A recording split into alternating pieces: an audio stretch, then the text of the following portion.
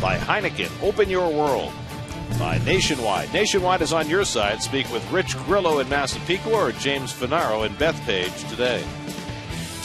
Get to Citi Field this Saturday when the Mets take on the Brewers at 7:10. The first 15,000 fans will receive a Mets fedora, courtesy of Sector Spider. For tickets, visit Mets.com/tickets. Today's Game Changer brought to you by T-Mobile. Jake Arrieta, the starter for the Cubs tonight, reborn when he was traded to Chicago in the middle of the 2013 season, turning it completely around after struggling in Baltimore. He's been a mainstay with the Cubs ever since.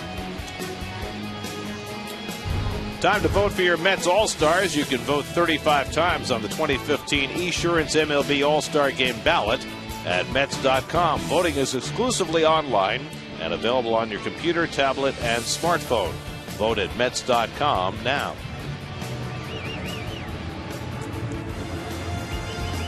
Temperature in the mid-50s. Mets and Cubs getting set. How nervous is that guy? Noah Syndergaard's debut coming right up.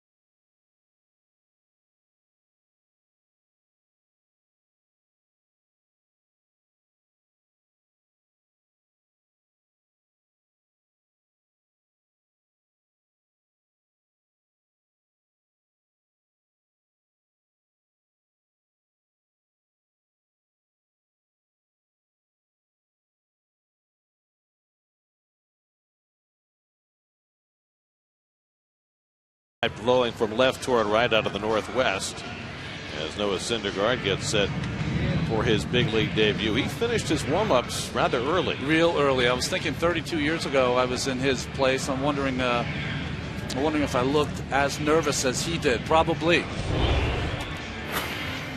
There's the Geico Mets starting lineup tonight. Syndergaard will bat 8th in his debut, only the 3rd pitcher in the last 100 years to do that.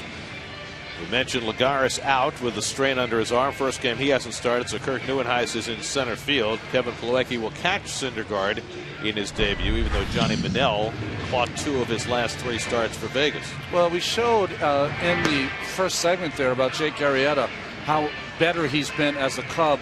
None better than here at Wrigley Field, where he's 10-4 in 21 starts as a Cubby. Those are his Toyota numbers. And the defense is going to be brought to you by Coors Light. Chris Coughlin in left field, the ex-Marlin, Dexter Fowler, and Jorge Soler in right field. infield, young and talented. Chris Bryant, Starlin Castro, Addison Russell, and Anthony Rizzo, the corner guys with home runs last night. And Miguel Montero from the Diamondbacks, now a Cub behind the plate. And Montero off to a very good start as well. Dilson Herrera's sitting tonight, and the guys in the dugout are going to have to try and stay warm. It's going to be cool tonight and colder tomorrow, where they say it's going to be in the 40s with the wind blowing in. So any available warm weather or cold weather gear gets broken out for this series. Well, I think that's a bit of an overstatement, but you get the point. Fans in the seats all bundled up. Bleachers not quite as full as they were last night. Last night, the first night that they opened the left and center field bleachers after renovation. And Chris Bryant quickly deposited one of those left field bleachers. So you see the first night euphoria in the bleacher section has worn off a tad. They're all dressed in pink last night. Curtis Granderson, Chicago native, will lead things off. Granderson sat last night, came off the bench and drew a walk as a pinch hitter in the 9th inning. Mets hit some balls very hard in the 8th and 9th with nothing to show for it and lost by a run.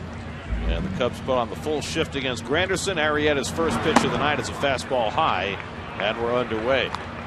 Here's the shift that Gary was talking about. Granderson has good numbers against Arrieta, who pitches all the way on that third base side of the rubber.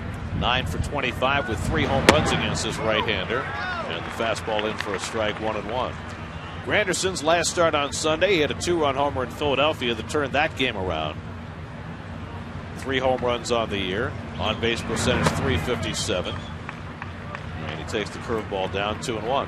Granderson, Murphy, and Kadire for the Mets. Interesting to see Murphy in the 2-hole where he's spent most of his career, but the first time this season that Murphy is hitting second. Been a 5-hitter most of the year, the 3-hitter the last 2 games, and hitting second tonight. And Granderson takes a knee-high strike, 95 from Arrieta. That's about where he'll top out, 2-2. Interesting, though, Gary, sorry, the numbers against Arrieta was when he was with Baltimore, mostly, where he struggled. And he runs it inside, and a full count to Curtis. How many full counts has Curtis Granderson had earlier this season? Arrieta going with the short sleeves on a cool night. 29-year-old who pitched at Texas Christian University. Keenly watched by his manager, Joe Madden. 3-2 to Granderson, and it's outside. Granderson draws yet another walk, his 21st of the year. He's 4th in the National League in walks, and the Mets have the leadoff man on. Well, I gave you those numbers before. 10-4. Look at that low ERA here at Wrigley Field. You know, remember against the Mets last year, he pitched 2 times, 11 2/3 innings, walked 5. So he does have an issue occasionally with walks. So here's Murphy back in the 2-hole for the 361st time in his career, but the first time in 2015. Murph went 0 for 4 last night.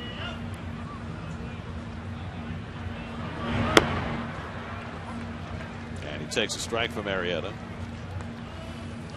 Jake Arrieta, first 5th-round draft pick by the Orioles, never really got it going with Baltimore. Had an ERA in a Baltimore uniform, almost 5.5. And it was like a light switch was turned when he came over in July of 2013 to Chicago. Maybe that AL East got him early in his career. Kind of the mechanical man. He is a perfectionist. You see his motion on that third base side of the dugout. Lifts that heel and throws way across his body. That's why he gets that good movement. Tough on the body, but he's a big, strong kid. There it is. Placement of that foot. Oh, Arrieta's thrown 9 pitches, and the Mets have yet to swing at a single one of them. He's very patient early on. Arrieta's not a guy who normally struggles with his control, but the Mets have seen him wild before. They haven't had much luck against him. 3 career starts, a 2.41 ERA, but in one game they faced him where he walked 5. And another take and another 3-ball count. So Arrieta having trouble tempting the Mets early in this game. Michael Kadire hitting 3rd in the order, waiting on deck. Remember one of the games you and Keith did here where Arrieta started. He was in trouble every single inning. So 3-1 to Murphy with Granderson aboard. And Murphy hits a double play ball right at Russell. Castro with the turn, 4-6-3 double play. Mets take their first swing of the night, and it produces 2 outs. Isn't it crazy, this thing we call pitching? He threw one good pitch so far to 2 batters, and it results in a double play. Nice turn there by Russell, and Castro had some problems with some communication yesterday, but fine double play there. Castro having no trouble with Granderson bearing down on him. 2 out and nobody on. Now Michael Kadire, 1 for 3 last night. He's hit in 5 straight games, trying to get his season jump started, and he takes a big cut at a fastball, 0-1. So after the first 2 hitters were very patient with Arrieta, Granderson trying to ambush him. Arrieta last year missed the first 5 weeks of the season with shoulder problems, made only 25 starts, but still finished in the top 10 in the Cy Young ballot. This one's along the line, and that falls just foul as it hits the side of the bullpen mound. Dyer almost had himself a Texas League double. You know what's interesting, Gary, when we watch Arrieta, is that he had some problems, mechanical flaws early in his career, and if you've noticed him now, you almost can't tell when he's in the stretch or when he's from the windup, because he starts almost in the stretch position every single time, and then when he's winding up, he'll just step back with that left foot. Almost as they've completely simplified his delivery to take out some of those kinks. Kadire chases a slider, and he's a strikeout victim. First of the night for Arrieta, and the Mets are done in the first. Noah Syndergaard takes them out for the first time in the big leagues when we come back.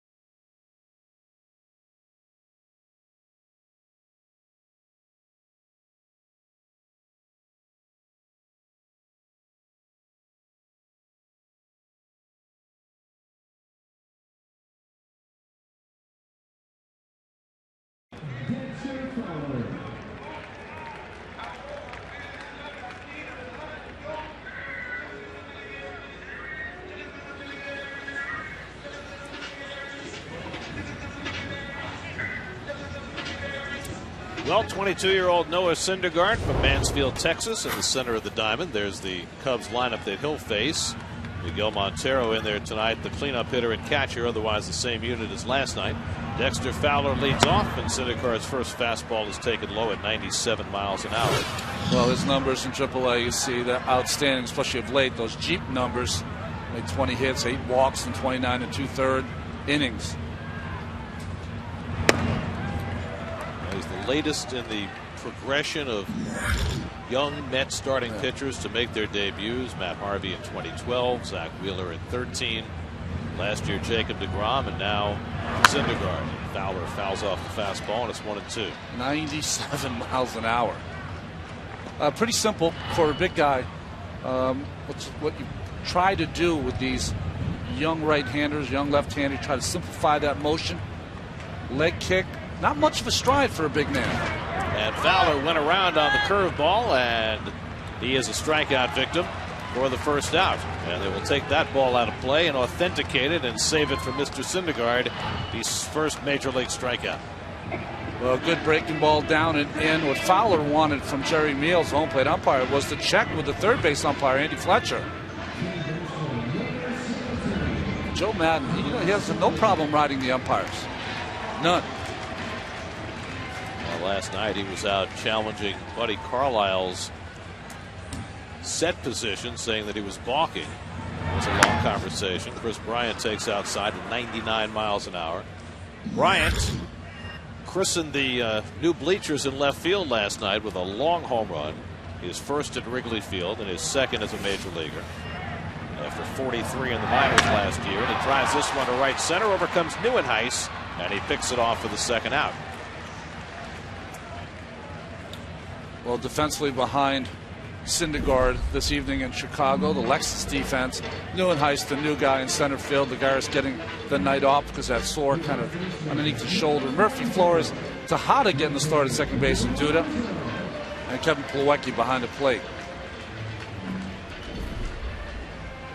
So 2 out and nobody on now. Anthony Rizzo, who hit a first inning home run off Jacob deGrom last night right after Bryant hit his. Rizzo off to a great start. 442 on base percentage, 593 slugging, and he goes after another first pitch. Hot shot for Flores, side retired. A quick inning for Noah Syndergaard. Took him to 7 pitches to get through his first major league frame. No score after 1.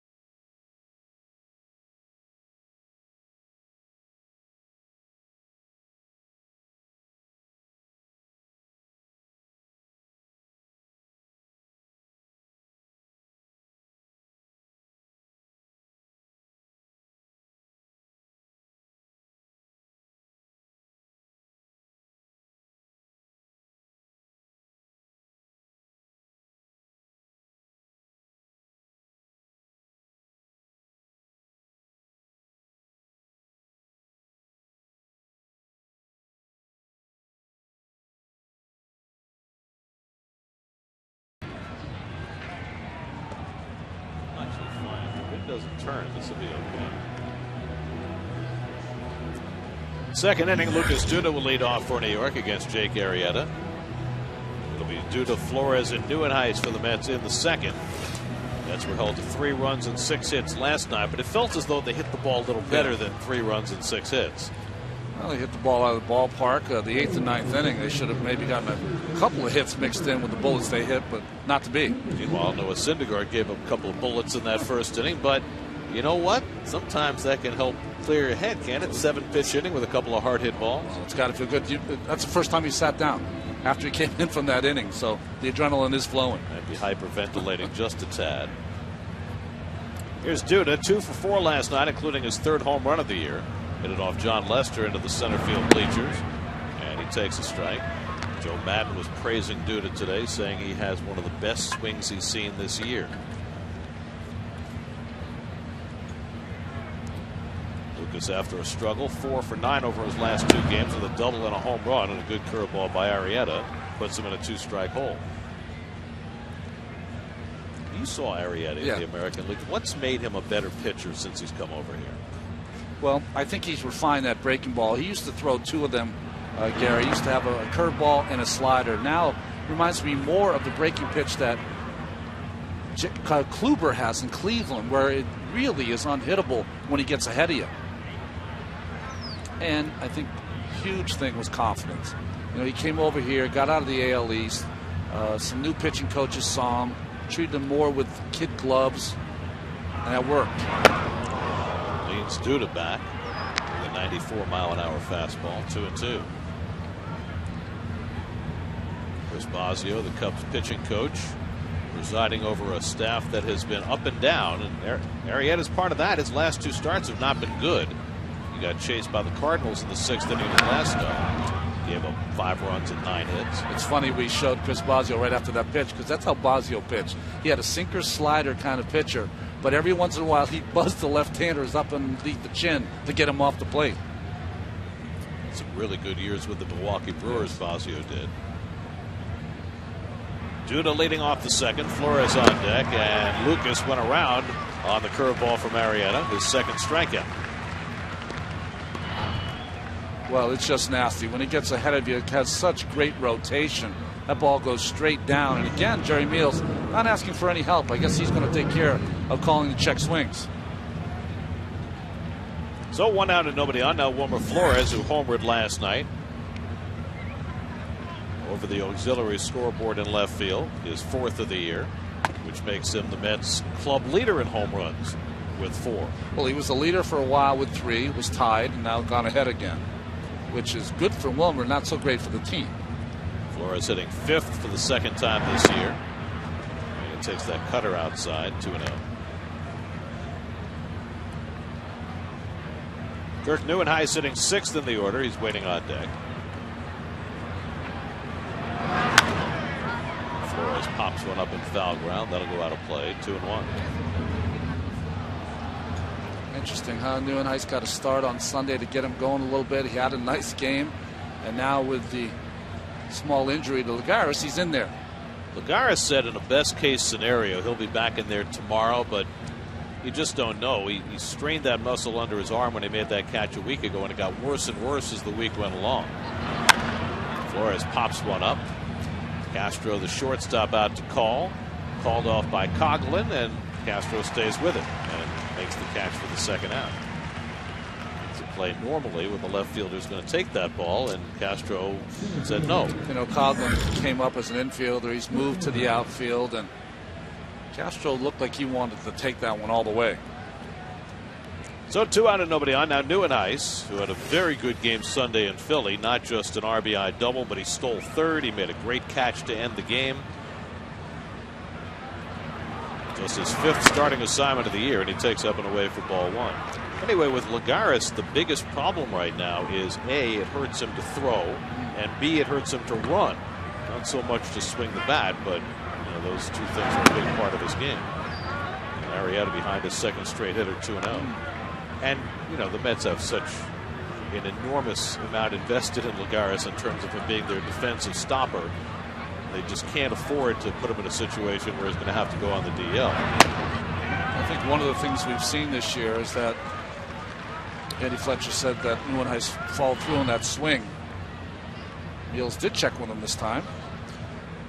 The big thing is that he's one of the best athletes on the team and does so much for you even when he's not getting a hit in the game.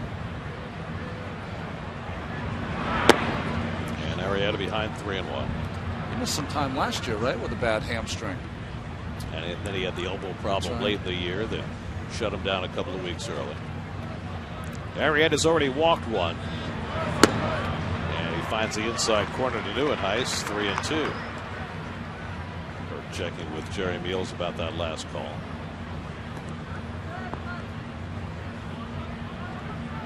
Kevin Plawecki would be next. 2 out and nobody on. 3-2 coming to Neuenhuis. And he cracks one to deep right field. Soler going back. He's got room to make the catch. Side retired. 1-2-3 inning for Jake Arrieta. Noah Syndergaard back to the mound for the bottom of the 2nd with no score.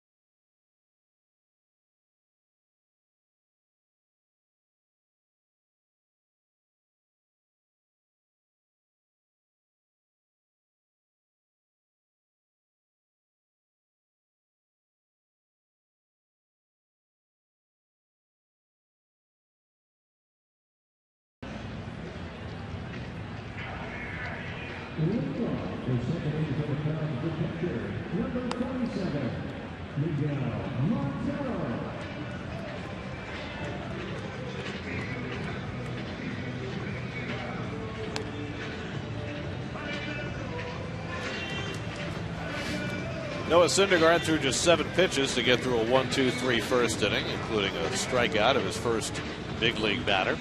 Miguel Montero will lead off the home second for Chicago. I remember my first start, Gary, my debut. I struck out the first 2 batters I faced. Mike Schmidt was up. I got ahead of him, and I said, I'm going to throw the greatest curveball ever thrown. I threw it. It came off beautiful, and Mike Schmidt hit a BB, 1 hopper to shortstop. I was like, whoa. That woke me up that it was in the big leagues. These big league hitters are pretty good, right? Here's Miguel Montero, the former Diamondback, takes a fastball for a strike. Montero spent 9 years in Arizona, a couple of all-star appearances. Cubs gave up a couple of minor leaguers to get him, and right now it's looking like a steal for Chicago. Montero's off to a terrific start. First changeup from Syndergaard, and he misses with it, 1-1. We know that Noah throws hard. We know that 2 springs ago, Terry Collins referred to his curveball as the hook from hell. And there's another changeup, and he gets the ground ball to Duda for the first out. At what point is his changeup in its development? Well, obviously, it's got to be a pitch that he's going to rely on because he threw it twice in a row. You never see this from a young pitcher, or you don't see it very often. A guy who throws 98 miles an hour, 99 miles an hour, throws 2 changeups in a row. That surprised Montero. So 1 out and nobody on. Now Jorge Soler, 0 for 2 with a couple of walks last night. Well, the bill of goods he came with is that he can throw his fastball for strikes, 4 and 2 seam. He's got that hook from hell you were talking about, but that he's able to throw his changeup when he gets behind in the count. You've already seen that curveball. It struck out Fowler in the first inning. Little looper into right, and there's the first hit of the game. And Soler dumps one into right field for a 1-out single.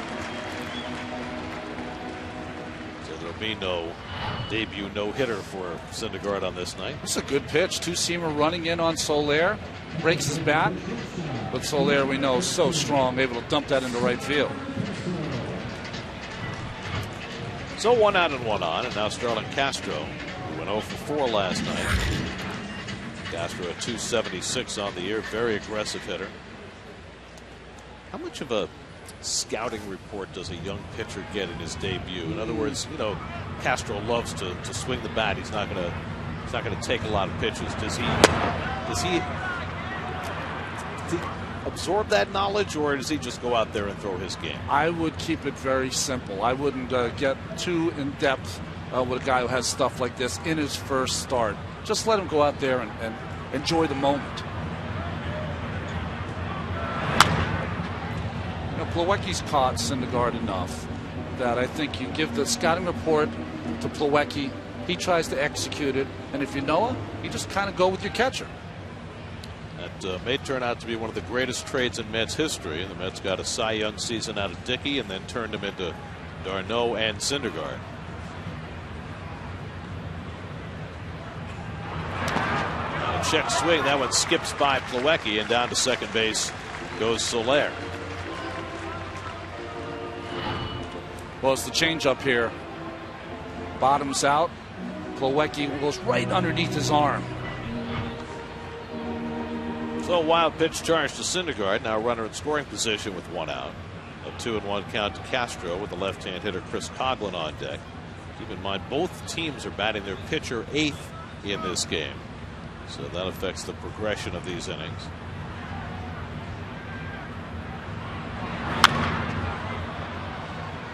Two and 2 to Castro.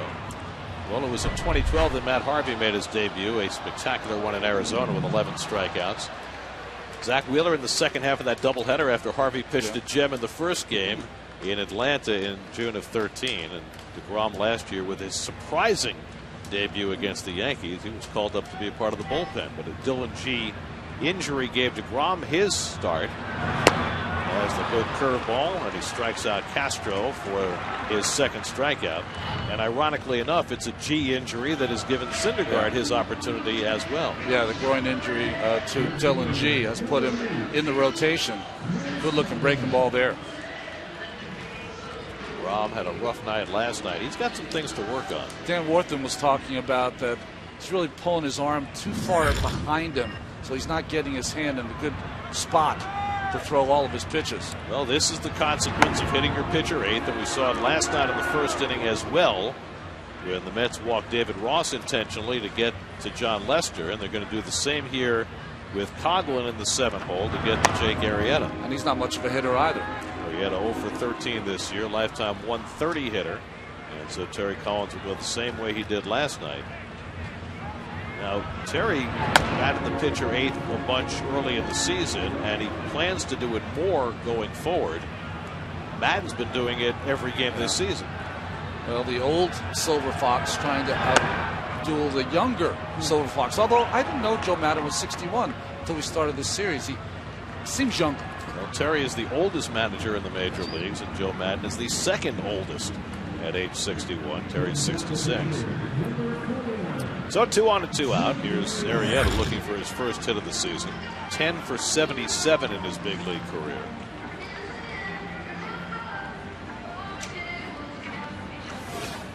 Milwaukee out talking to the defense in case Soler or Coghlan decide to make a move.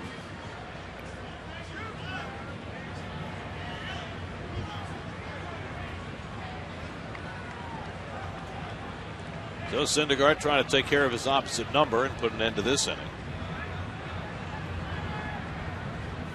And Arrieta takes a fastball for a strike. There you see the oldest managers in the major leagues. I wouldn't have bet on Ned Yost being 60 years old. These guys are aging well. And Boch too. I would have thought Buck was a little older.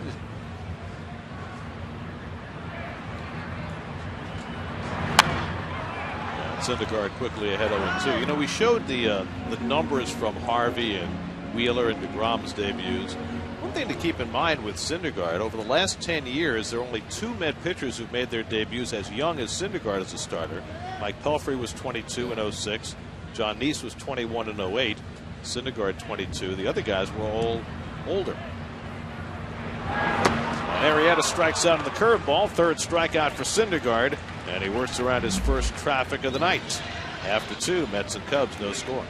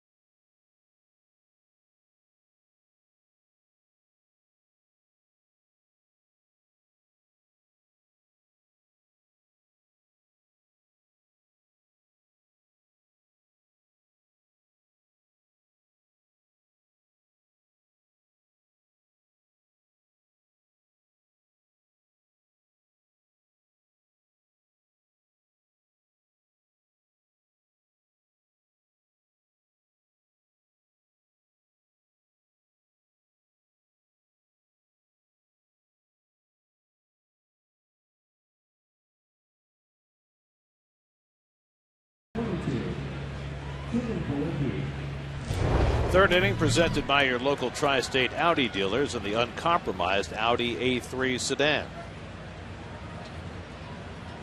Kevin Plawecki leads off in the third inning. Plawecki 1 for 3, drove in a run last night. And Arrieta starts him off with a fastball high. Plawecki, then Syndergaard hitting 8th in the order, and then Tejada for the Mets. See, now Syndergaard hitting 8th makes sense when you look at his minor league offensive numbers. You might have thought about hitting him 5th. That's right. Had a home run in the minor leagues, right? His last start last Thursday, hit one over the center field fence. Oh, lefty. Did not know that. When we see him in spring, they always have the DH because he pitches usually early in spring. Just like Jacob deGrom, a right-hand pitcher who bats left-handed.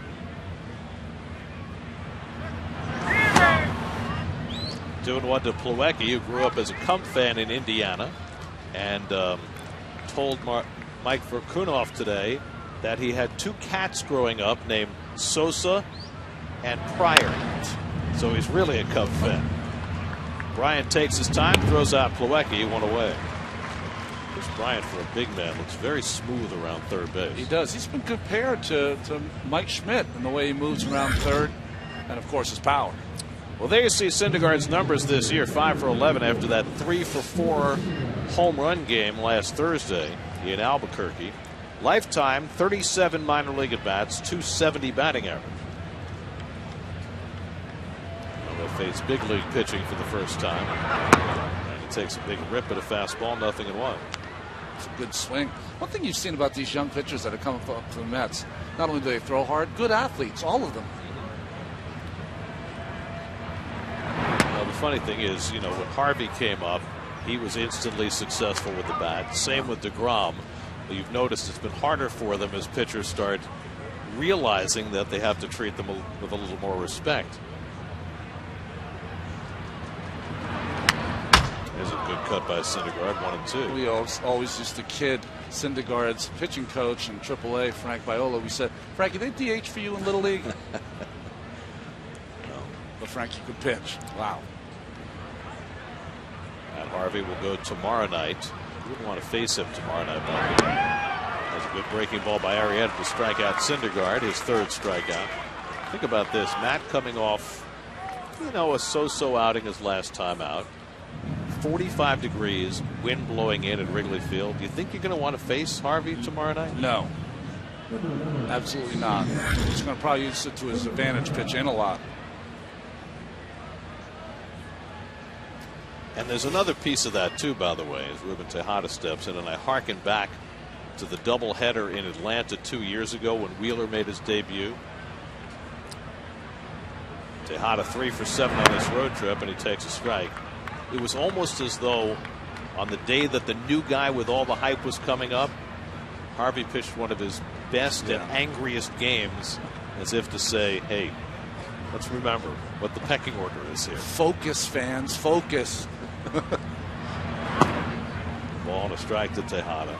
I mean, really, in 2013, before he went down, that was a seminal moment. It really was for Harvey.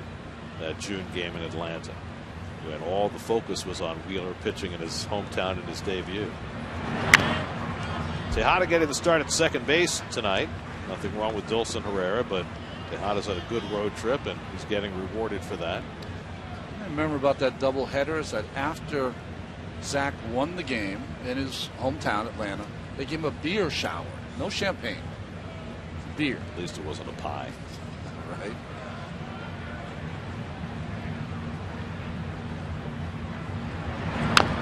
Well, although I have to say the main pie guy is doing a heck of a job for the Dodgers. That would be Justin Turner. Listen, he did a heck of a job for him last year. He's a good ball player. Smart ball player. Just when the game was done, he'd get a little silly. He had too much time on his hands. Seems like he's getting less and less time on his hands now. With all the injuries the Dodgers have had, he's played a lot. 1-2 to Tejada, and he pulls one foul. So we're seeing now Arrieta, one of the things he does, he throws that indoor curveball, starts it right at the right-handed hitter, tries to bend it back over the plate. Tejada was waiting, though.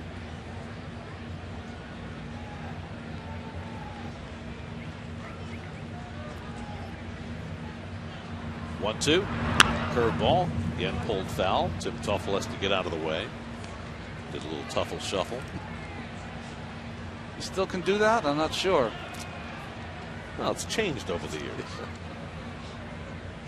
Curtis Granderson would be next. Arrieta walked his first batter, Granderson. He's retired everybody since. Ahead on Tejada, 1-2. Ruben watches up and away, and another long at bat for Tejada, which is something he's been doing his entire career.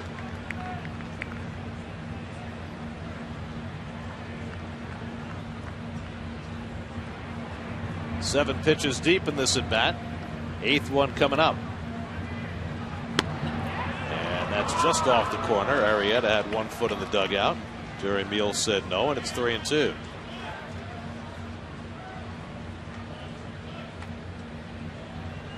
Joe Madden hasn't stopped talking for 2 days now. Well, he might be cold. Yeah, right. 3-2 coming. And Tejada slugs one to center, but right at Dexter Fowler to retire the side. So Arrieta's faced the minimum through 3. Hot dogs, anybody? Keep it warm. No score in Chicago. 2 dogs with.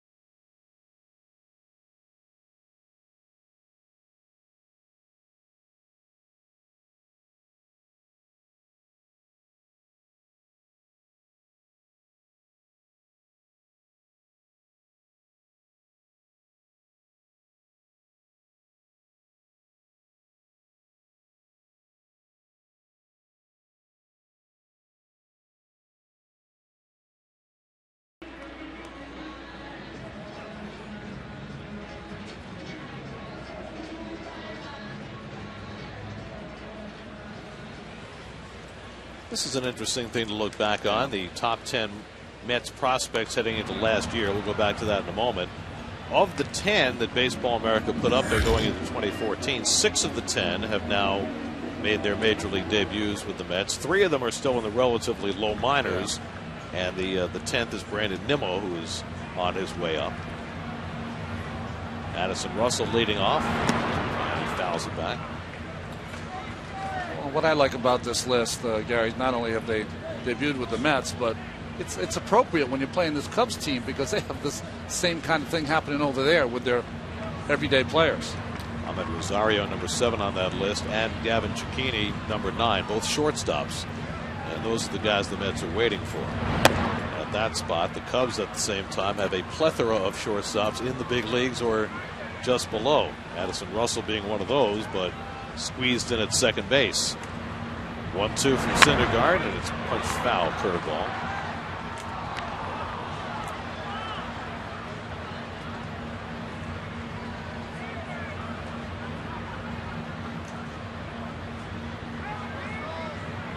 Russell 1 for 4 last night. He drove in a run. reached base in 14 straight games. And he hits one toward the middle of the diamond. Flores flashes over and makes a nice throw on the run to get Russell one away. Well, there are Noah Syndergaard's parents, Brad and Heidi, looking very serious. I mean, they are locked in. My dad was a coach, so I'm sure he was telling my mom all the things that weren't going right. Well, the Syndergaards are here from Mansfield, Texas. It's quite a tradition of big, hard-throwing right-handers from Texas, going back to Nolan Ryan and Roger Clemens and Josh Beckett, and Syndergaard, the latest incarnation of the big, raw-bone Texas right-hander. Arrieta's from Texas also. Might not quite fit that same mode, but yeah. Dexter Fowler takes one just off the plate. 1-1. Funny thing about Syndergaard is that when he was a little kid, he wanted to play soccer, and his mom forced him to play baseball. And after his first year in baseball, he didn't like it very much, and he wanted to quit. And his mom forced him to play again, and he started to get good at it. Smart mom. Yeah. He names his gloves. This one is Thor, which is also his nickname. What color is that glove, Gary? It's a brownish kind of thing. Unusual color for a glove.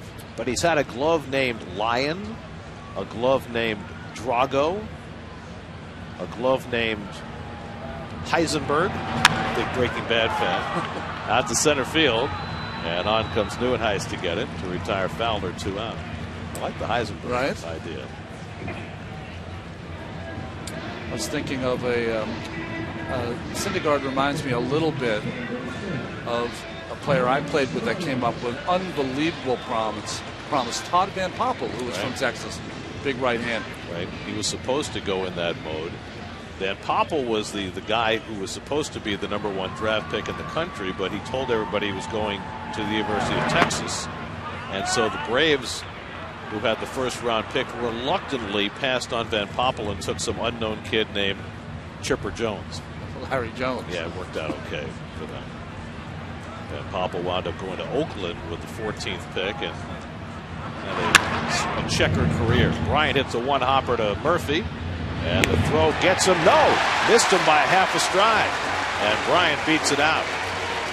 Well, Murphy may have misjudged the speed and hustle of Chris Bryant. Well, that's what it was. It was pure hustle from Bryant. Kind of styling here with a soft throw by Murph. And we'll see if they review it or not. I don't think Terry's coming out. And he shouldn't come out. Well, that's just a mistake by Murphy. He just took way too much time. It'll be an infield hit for Chris Bryant. You had mentioned that, Gary, that he runs the bases well. He plays the game hard. Father taught him right. I mean, that looked like a routine ground ball to third base, and Bryant beats it out. Now Anthony Rizzo, as the inning is prolonged, and we'll see how Syndergaard handles that. He should have been in the dugout. Well, one thing about Syndergaard so far, we saw when runners were at first and second. His delivery to the plate is pretty mechanical and pretty slow. See if the Cubs try to take advantage of that. Now, last year, Syndergaard in Las Vegas gave up 21 stolen bases in 27 tries. He's been better this year, only 1 steal against him in his 5 starts. His pickoff move is pretty quick.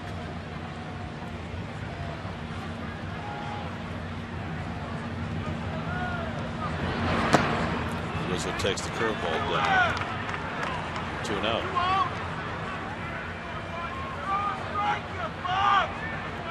Rare time Syndergaard's been behind a hitter tonight. He's issued 1 walk, but that was intentional. Bryant has a couple of stolen bases. 2-0 to Rizzo. And he bounces that changeup. 3-0.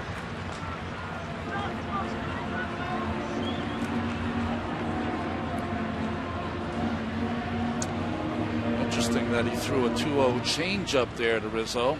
And your guy who throws 97, 98 miles an hour. Watch when he takes this ball out. He takes it right out of his glove, more like a catcher's motion.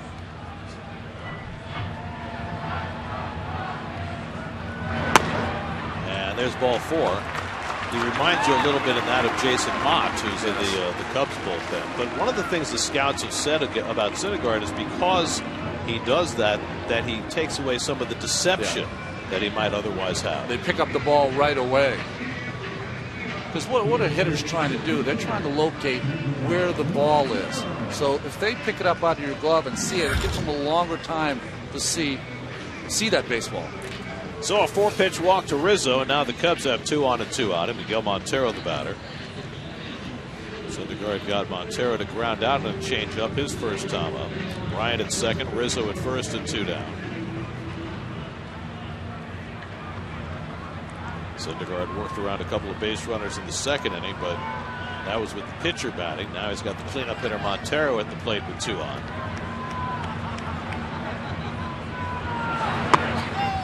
Starts him off with a sinking fastball, 1-0. Got to be careful here against Montero. He's head in the count. He loves that fastball, middle of the plate away. It has great power to left center field. Already has 4 home runs this year.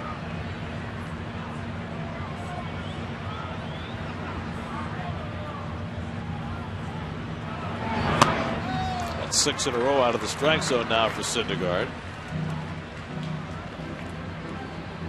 This is where you see young pitchers, how they're going to react when a player on the field doesn't make a play, when they turn it into a 0.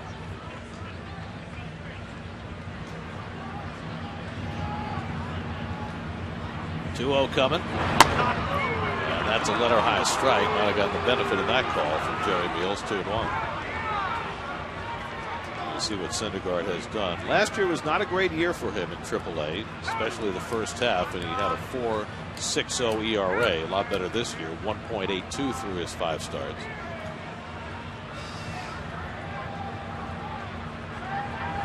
Two and 1 now to Montero, and that misses away, and now it's 3-1. So a bit of a crisis point here for Syndergaard in the 3rd inning.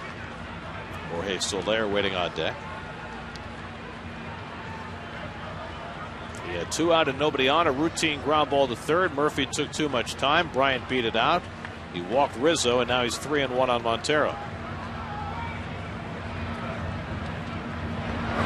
Montero swings at the changeup. How about that? 3-1 changeup and a full count. Brings a smile to the face of Montero. Remember, he made an out in his first at-bat on a changeup down that he pulled to Duda. Gets another one, 3-1. So now the runners will be in motion. Bryant at second, Rizzo at first will be off. Scouts are here with their radar guns. 3-2 coming to Montero. And it's too high, ball 4, and the bases are loaded. So back-to-back walks after the infield hit for Bryant, and now the bases are loaded for Jorge Soler, and Dan Warthen is going to head to the mound for a conversation. Well, this is probably the most important visit Syndergaard will ever have. To have Warthen come out there, calm him down a little bit. Should be out of this inning.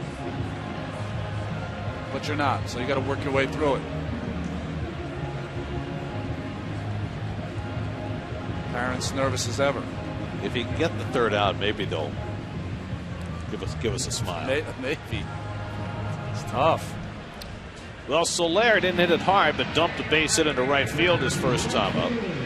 Bryant now at 3rd, Rizzo at 2nd, Montero at 1st with 2 out. And a big moment for Noah Syndergaard. He's already thrown 22 pitches in this inning, an inning that should have long since been over. And Soler takes a first pitch curveball for a strike. That is nasty. That was his best one all night. Stood Soler up. That's such a wicked break on it. Got a hint of Hades.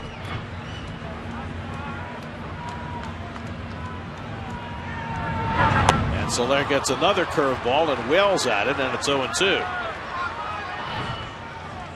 Well, we've already seen a lot of breaking pitches, either curveballs or changeups, secondary pitches, let's call them, by Syndergaard this evening.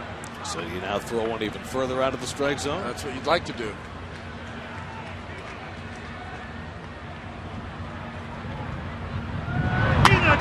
Soler trying to make the adjustment, fouls it off. It was pretty clear what the Mets field scouting report is on Soler. Threw a ton of breaking pitches last night. He drew a couple of walks in last night's game. He got a hit in his first at bat on a fastball in. Bases loaded, 2 down, 0-2 to Soler. He threw him a fastball and he fouled it back. And a good rip at it. He's right on it. Soler, part of this young contingent of Cubs hitters, just 23 years old. They signed him to a 9-year deal after he defected from Cuba. But he does strike out a lot. Here's the 0-2. And Plawecki knocks down that curve to keep Bryant at third. That's a nice play by Plawecki. Tough curveball, hits before the plate. He cradles it right in the stomach. Plawecki out to talk to Syndergaard. Interestingly, Terry Collins said he considered catching Johnny Manel tonight because Manel caught 2 of Syndergaard's last 3 starts. Manel has swung the bat so well since coming up, but the only reason he didn't is because it would have left him without a lefty on the bench tonight with Neuenhuis in the starting lineup. But Syndergaard certainly is just as comfortable with Plawecki, who caught him at Vegas as well. Here's the 1-2. Again, a breaking ball down, and now it's 2-2. Interesting. The more that Soler sees that breaking ball, he's doing a better job of laying off it. Well, Syndergaard's thrown 6 pitches in this at bat. The 1 fastball that he fouled back, and 5 curveballs. Starlin Castro would be next. He could elevate a fastball here, Gary, out of the strike zone. Soler wants to hit a fastball. Just throw it out of the zone. 7th pitch of the at bat, and the breaking ball gets behind Plawecki, but not far enough for Bryant to make a move. But now it's a full count to Soler. Just 1 fastball in this sequence of pitches to Soler. Change up there from Syndergaard. This is a good read by Chris Bryant. There's nothing you can do. Even if he would have left on time, there would have been a play at the plate. So now the merry-go-round will be in motion. Bryant, Rizzo, and Montero will all be moving. Scoreless game, 3rd inning.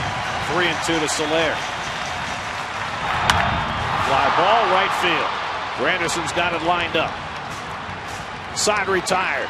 Syndergaard had to throw a lot more pitches than he intended in that 3rd inning, but he finds his way through trouble. After 3 in Chicago, no score.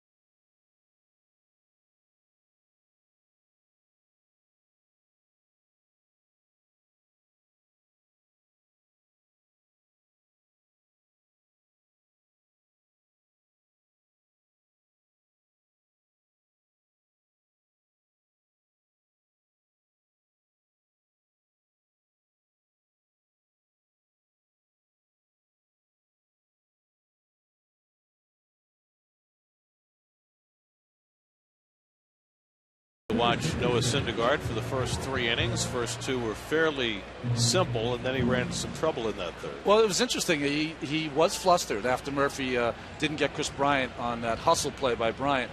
Flustered for a couple of hitters through 6 straight balls, but then kind of corrected himself with that facing Soler. It was nice to watch him get flustered, regain his composure, and get through the inning.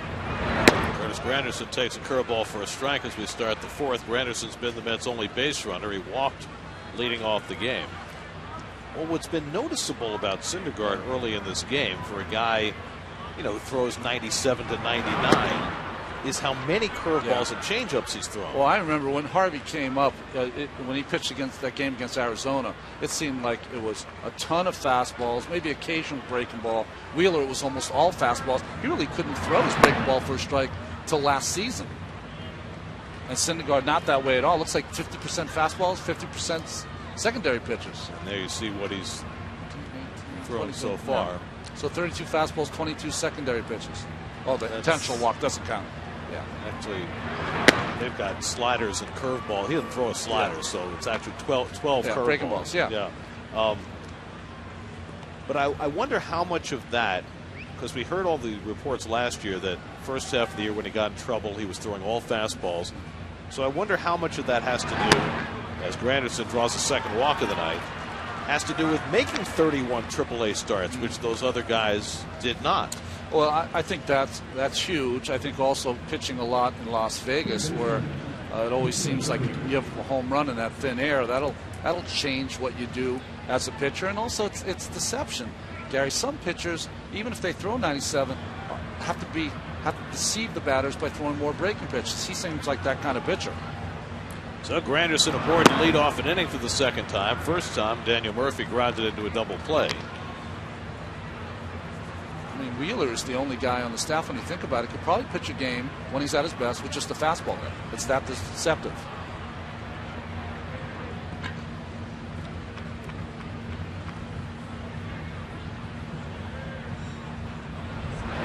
So last year it seemed as though Jacob deGrom could do that when he was pitching down in the zone. And probably Harvey could do it, but chooses to throw that wicked breaking ball to make it not fair.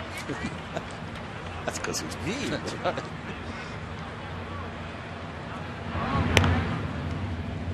Granderson just 2 stolen bases this year. But the Mets trying to find a way to generate some offense. Jake Arrieta has yet to allow a hit. 3 times last year, Arrieta took a no-hit bid into the 7th inning. So he's got that kind of stuff. 2-1 now to Murphy with Kadire on deck. By the way, I love that booth shot. Not many times we have a Chicago Blackhawk toque in our I didn't see booth. that. Didn't see that behind us. Very nice. We might anger some Ranger fans. Right. Well, it's not ours, guys.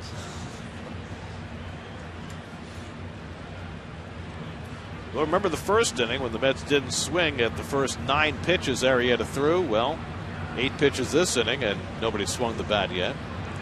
First ball the Mets swung at, Murphy hit into a double play. Swings at this one and hits it over the bag for a base hit. Granderson's going to try for third. Cogwell with the throw, and he'll be out by a mile. A bad read by Granderson, and he makes the first out at third base. Well, the shift gets Murphy the hit. Then the hustle play by Coughlin to get the ball. He's an old infielder, so he makes that throw on the run, and Granderson out by a mile. Boy, the play right in front of him. You usually don't see Granderson make mistakes like this, but this is a big one. This is a team that's struggling to score runs, and that's a classic case of trying to do too much. And that was not even close. 7-5 on the putout. Murphy gets credit for the Mets' first hit of the night. He's at first with 1 out, and now Michael Kadire. And he takes it down for ball 1. Kadire struck out on 3 pitches his first time up.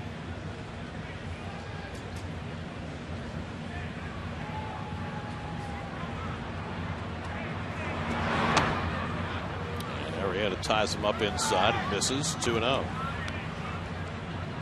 Lucas Duda waiting on deck. So the Mets have their first hit of the night against Arrieta, who gave up 9 hits and 5 1/3 in his last start against the Cardinals. fact, his ERA in his last 2 starts was 6.97, so he is trying to bounce back tonight in the place where he most prefers to pitch, at Wrigley Field. His Wrigley Field numbers have been extraordinary.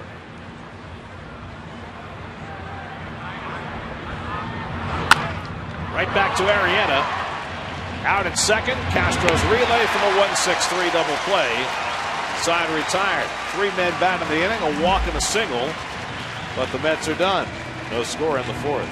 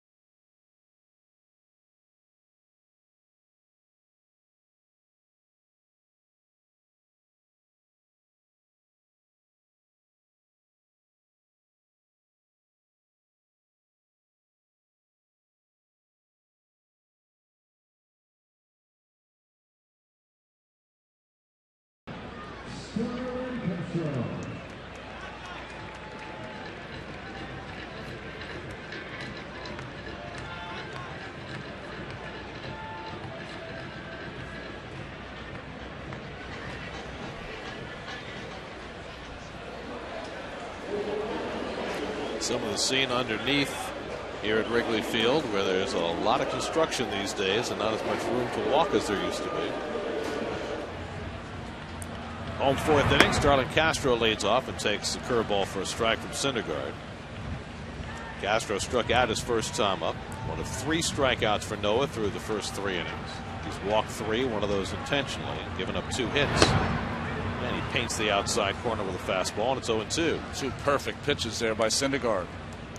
Castro, Coghlan, and then the pitcher Arrieta, 6, 7, and 8 in the order for Syndergaard in the 4th. 1-2 to Castro.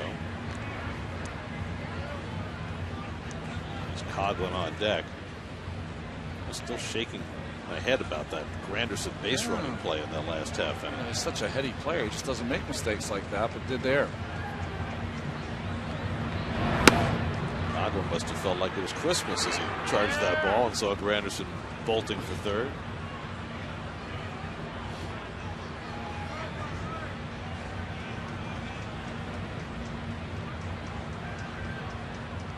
Two-2 to Castro. Lifted to left center. On comes Kadire to call. 1 out. Castro retired, and we check in with Steve Gelb. Steve? Gary, so what was the difference between Noah Syndergaard in AAA last year and Noah Syndergaard in AAA this year?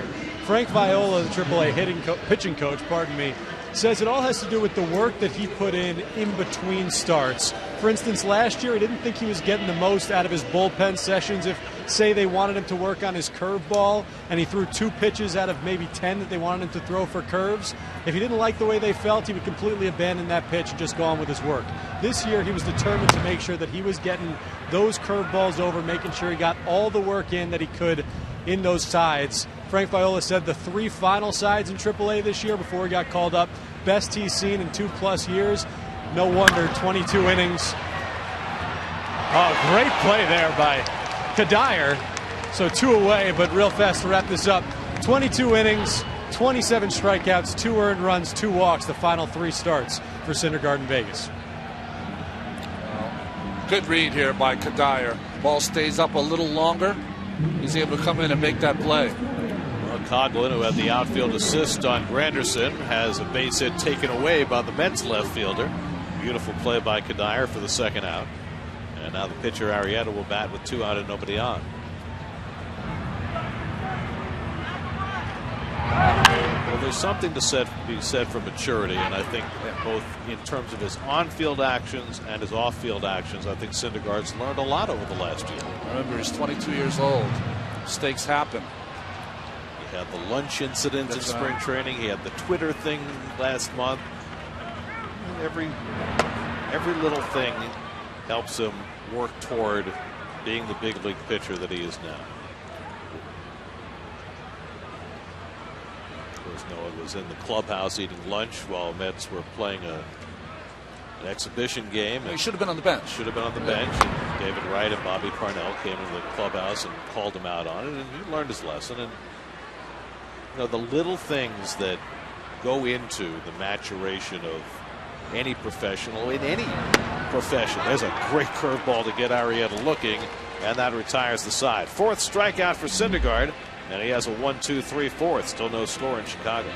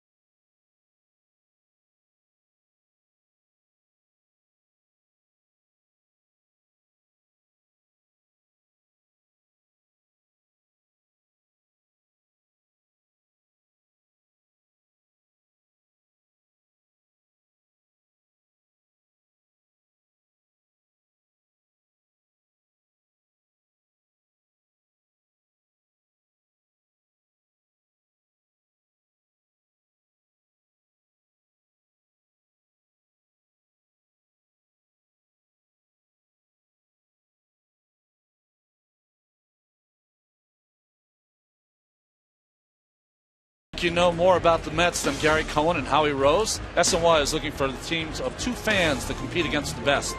Think you have what it takes to outsmart the brains of the booth and win $5,000? And come to Citi Field for SNY's open audition for Beat the Booth presented by Citi. Saturday, May 16th, starting at 9 a.m. Well, Noah Syndergaard looking more and more comfortable as the evening goes along. Certainly not quite the deer in the headlights he looked like before he took them out in the first inning.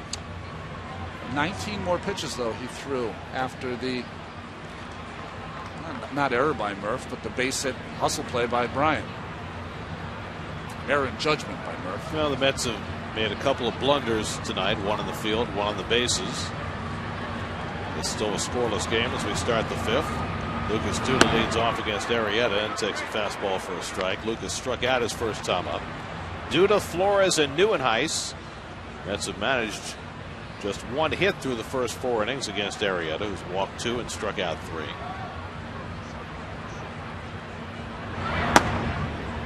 Second time he's moved Duda off the plate tonight.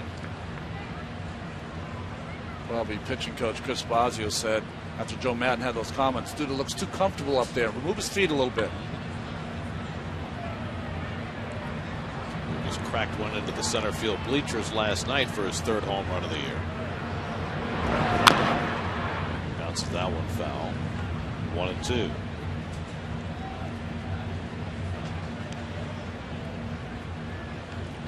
No sleeves for Arrieta. He did not use batting gloves when he hit.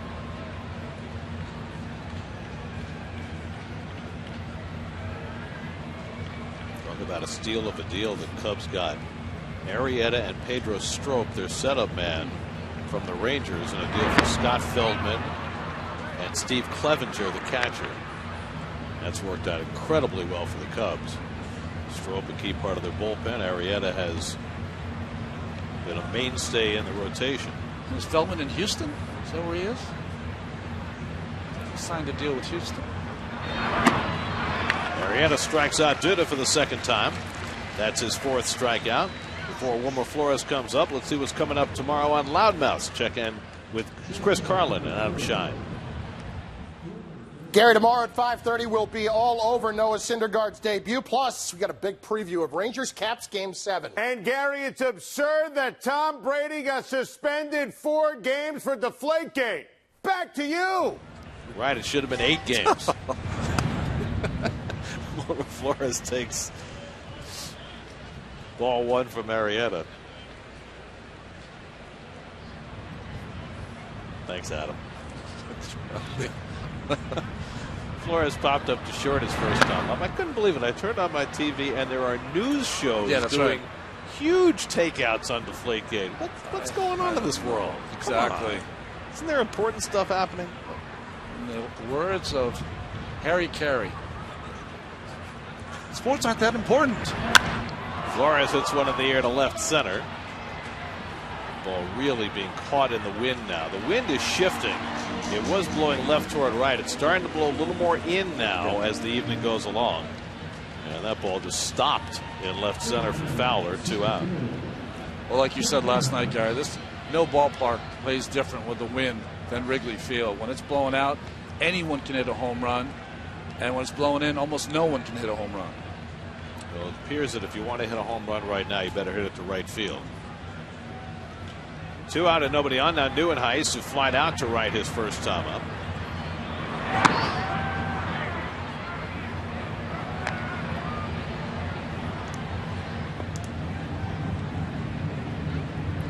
Got to stiffen up on a cool night.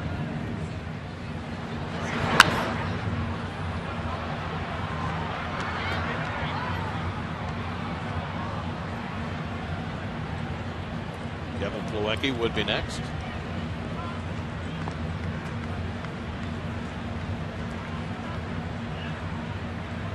Arrieta's 1-1. And the curveball in for a strike. 1-2. Well, you're right about his curveball. It's really so good. Consistent with it.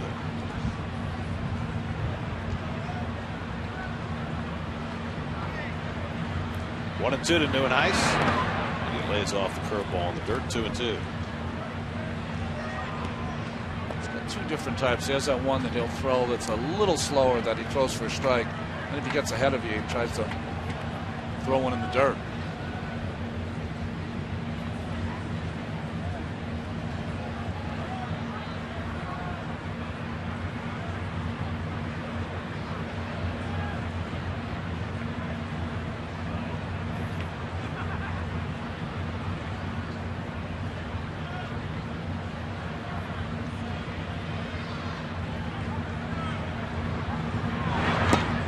Neuenhuis just got a piece of that.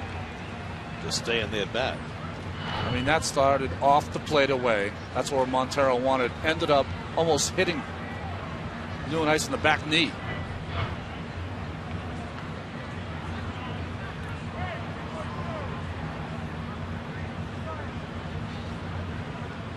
Montero setting up inside. And he gets Neuenhuis swinging to end the inning. 5 strikeouts for Arrieta. 2 in that inning as he sets the Mets down 1-2-3. Halfway through on a chilly night in Chicago. No score.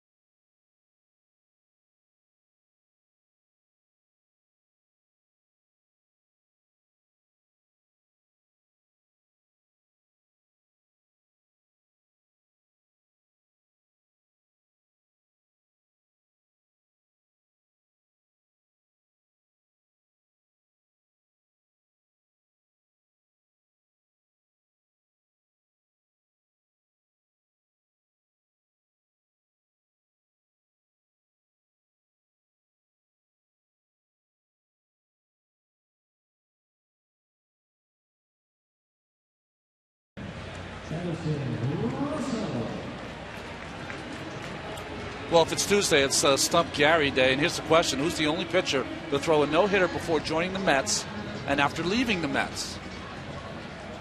Before and after. Before and after. Because there have been a lot of both. Yep. But this is the only one you're saying who threw a no-hitter before he arrived and then threw another no-hitter after he left. That's a good question. That's a fantastic question. I have to think about this one. Addison Russell leading off the home fifth, and he pops one up. Lucas Duda with an easy play into foul ground. And Syndergaard has his first out in the bottom of the fifth.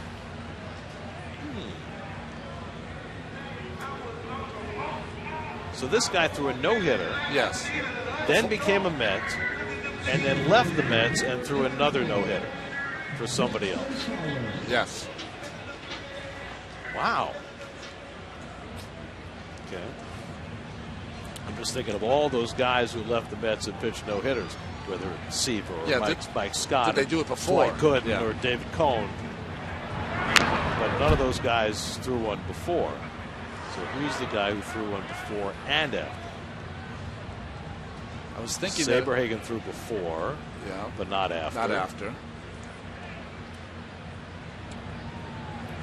My first thought was... Oh, I got it. Okay. I got it. Yep. It's Hideo Nomo.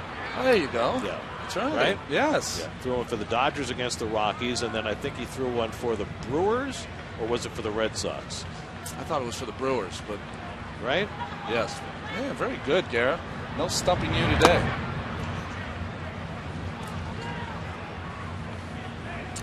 Here's the answer. Let's see if you got it right. Yes, it's a great question. Fantastic. Great question. Congratulations on the question.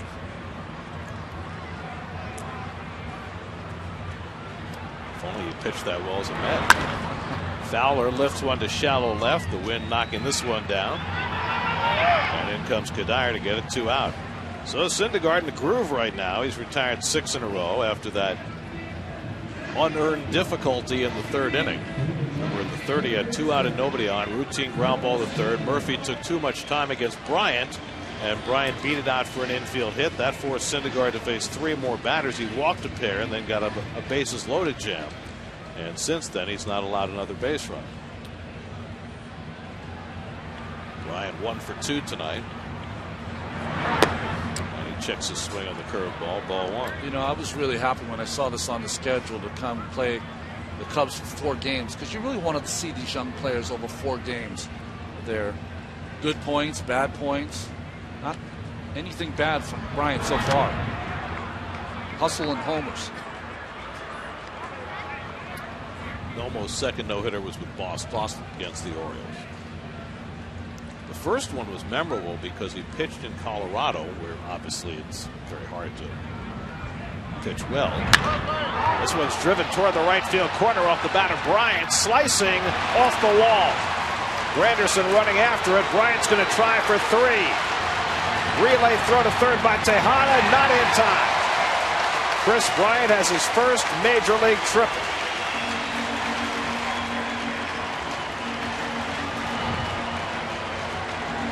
Hustle and hits for this youngster. Ball right on the outside corner shows you the kind of power he has.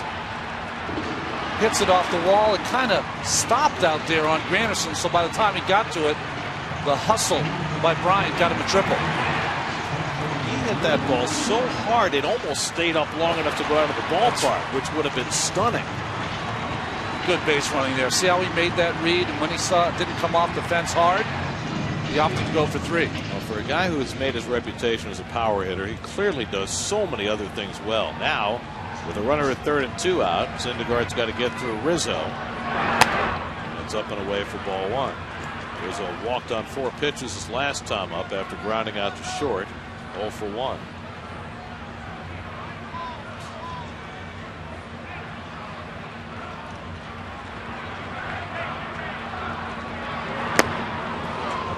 Powered that 98-mile-an-hour fastball right by him. Good pitching from Syndergaard. Good fastball hitter. That's about the same place that he hit the home run off DeGrom in last night's game. This one had a little more giddy up. Bryant getting a good lead at 3rd with Murphy off the line.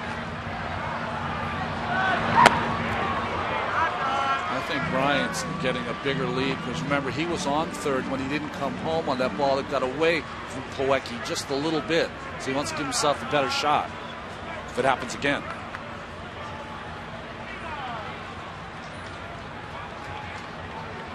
Two and one to Rizzo. This is with the changeup, 3-1. I don't think he'd be heartbroken if he walked Rizzo here, but you got a tough hitter in Montero on deck as well. You're stuck in a scoreless game here, so you have to make sure that you make a quality pitch, or you're right, a walk is not the worst thing. He threw him a 3-1 changeup and missed with it. Second time he's walked Rizzo, and now he'll face Montero with runners at first and third. That's the fourth walk given up by Syndergaard. By the way, just to button up that story on Nomo, I was going to say the thing that was incredible about Nomo's no-hitter in Colorado, he pitched the entire game out of the stretch. And he was known for his tornado windup, but it had rained that night, and I think they had a 2-hour rain delay, and the mound was a little wet, so he didn't want a chance to wind up. Wow. He pitched the whole game from the stretch and pitched a no-hitter. Deo known for that split finger. So first and third and 2 out, scoreless game, fifth inning. Here's Montero, who's grounded out and walked 0 for 1. Syndergaard keeps it away from him. Well, remember how that third inning progressed. After Bryant got aboard with 2 out, Syndergaard walked Rizzo. He then walked Montero before getting out of the bases loaded jam by retiring Soler. So here, Bryant with a 2-out triple, a walk to Rizzo. See what happens with Montero. And he's behind him 2-0. So it's costing him a lot of extra pitches, but it's almost as though Syndergaard is maneuvering his way through these left-hand hitters. He is, but at some point you got to challenge someone. And Montero's a veteran hitter. He might sit on a changeup here, which sounds crazy. He saw a 2-0 changeup the last time. And he gets a curveball that time. It's 2-1.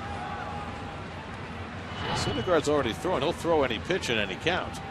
I tell you, he's changed radically since even this spring training. Plawecki's setting up inside. Montero fouls off the fastball. That might have been as big a mistake as he's made all night.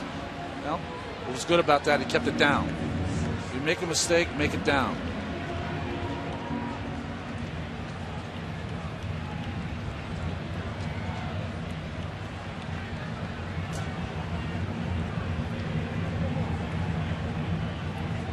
Two and two to Miguel Montero. Struck him out. Syndergaard pounds his fist in his glove. His fifth strikeout of the night, and the Cubs strand 2. Syndergaard overpowering. No score after 5.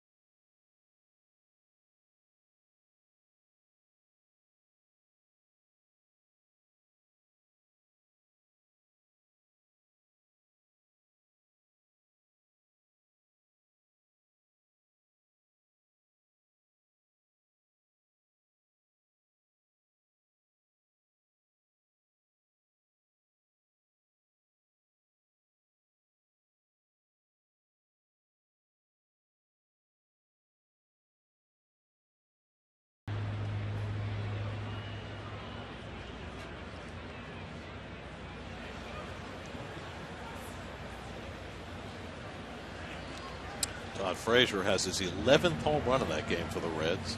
It's a lot of home runs. It is. For the kid from New Jersey. Here's Kevin Plawecki leading off in the 6th inning of a scoreless game against Jake Arrieta, who gets ahead of him with a cutter. Plawecki grounded out to third base his first time up. Syndergaard on deck, and then Tejada. What do you figure? 84 pitches for Syndergaard. He gets one more inning. One more, I think.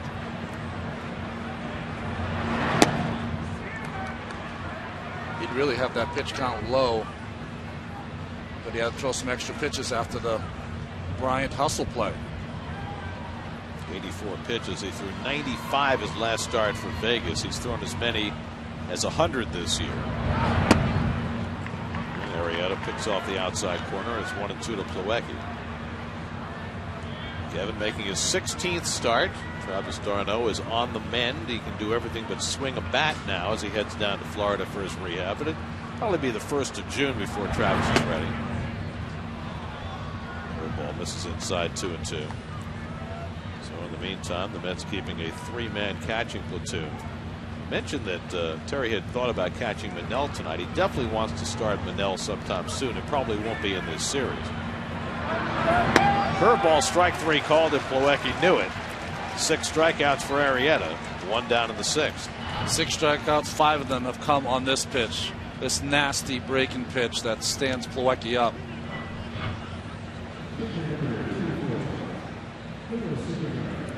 So 1 out now. Syndergaard, who struck out in his first big league at bat. There's been much to like from Noah Syndergaard tonight.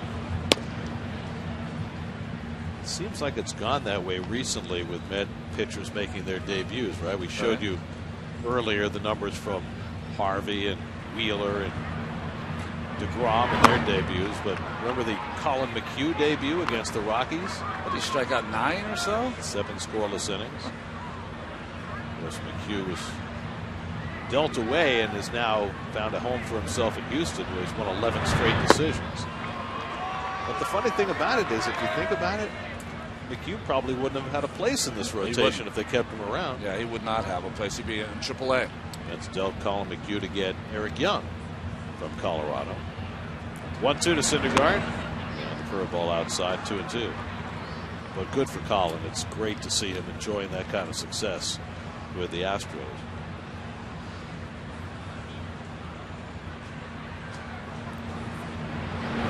And Syndergaard down on strikes for the 2nd time. That's 7 for Arrieta, including his last 3 hitters. And that matches his season high. I was thinking about, you were mentioning Colin McHugh. It happened in the 80s when there were a lot of talented young pitchers for the Mets. There were a lot of guys in AAA that were Jeff Vittiger and some others that were very good pitchers, never got their shot. Well, it's going to get crowded here in a hurry with Syndergaard here and Steven Matz, who threw 7 scoreless innings yesterday, or the day before yesterday, not far behind. Dylan G won't be on the disabled list for long, and the Mets all of a sudden are going to have a glut. They have to figure out what to do with that glut, which is a happy problem to have. Much better than having a dearth. Yeah, that's right. Glut over dearth anytime. Tejada lined out to center his first time up. Granderson would be next. 1-1 to Rubin. Curveball hit hard, but right at Bryant. Takes his time. Side retire. 7 in a row retired by Arrieta. Still no score in Chicago.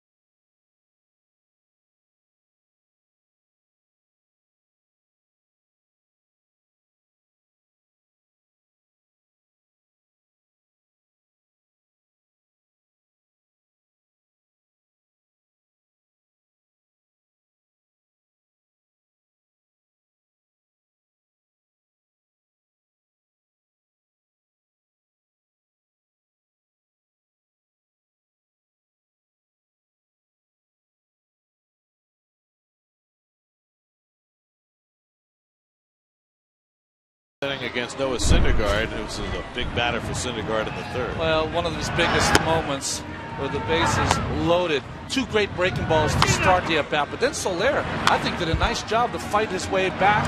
Took a couple of pitches down and worked the count to full. And Syndergaard came right after him with a good fastball. Just beat him. It was down the middle, but it had enough on it to get out of that inning. Made Mom happy. Right at an equally big out. Struck out Montero with 2 on to end the 5th. Now he's got Soler leading off in the bottom of the 6th. Game still scoreless. First pitch curveball is down for ball 1. Soler, Castro, and Coghlan 5, 6, and 7 in the Chicago batting order. Syndergaard at 85 pitches. And he falls behind Soler 2-0. Noah's last start was Thursday, so he's on his regular day. He went 8 innings against Albuquerque through 95 pitches. Struck out 8 in that game. Line into center, and Soler's got a leadoff hit. Second hit of the night for Soler. The third, they'll get the 4th for the Cubs. That's amazing at this level. It doesn't matter how hard you throw. If you get behind in the count, the hitters turn it up a notch.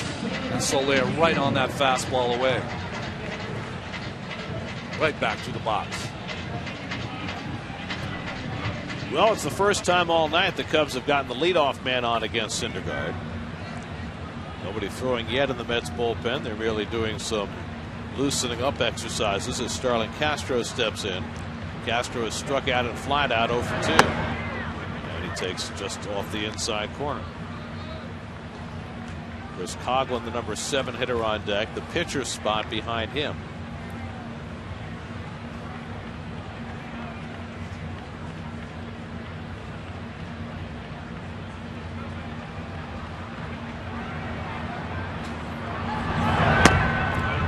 Takes a strike. Starlin Castro at age 25, 881 career hits. There's your JetBlue 6th inning recap. It's been all about the pitchers tonight. Syndergaard in his debut and Arrieta both have been wonderful on a cold night in Chicago.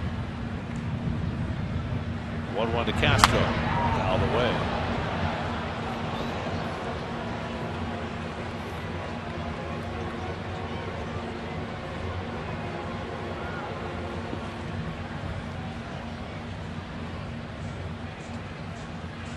Castro is the definition of a free swinger.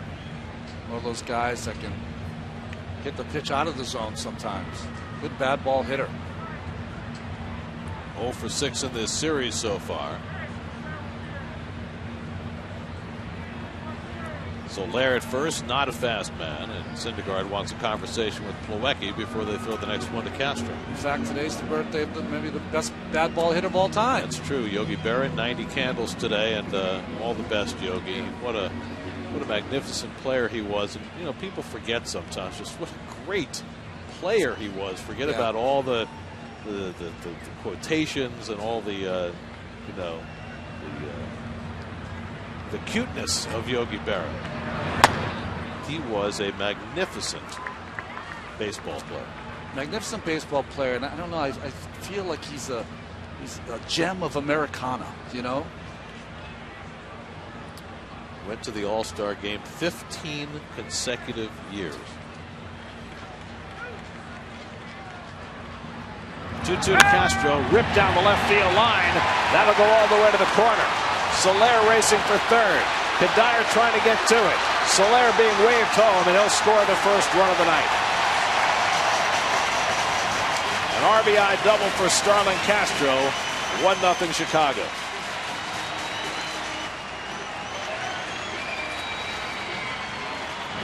Well, he tried to come in a couple of times, and this is really the first curveball that he hung over the middle of the plate, and Castro didn't miss it.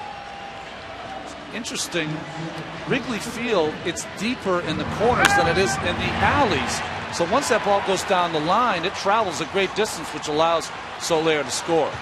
353 feet to that corner.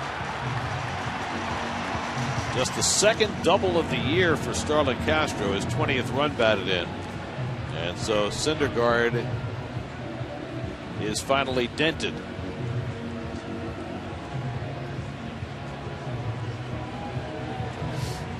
Two hard hit balls to start the inning. Soler with a hard single to center. And then the double by Castro drives him in. Alex Torres is going to get up in the Mets bullpen. Takes your pitchers on a night like this and relief a little longer to get ready. So now Coghlan, the number 7 hitter, he's drawn an intentional walk, and then he was robbed of a hit on a beautiful diving catch by Kadire his last time up.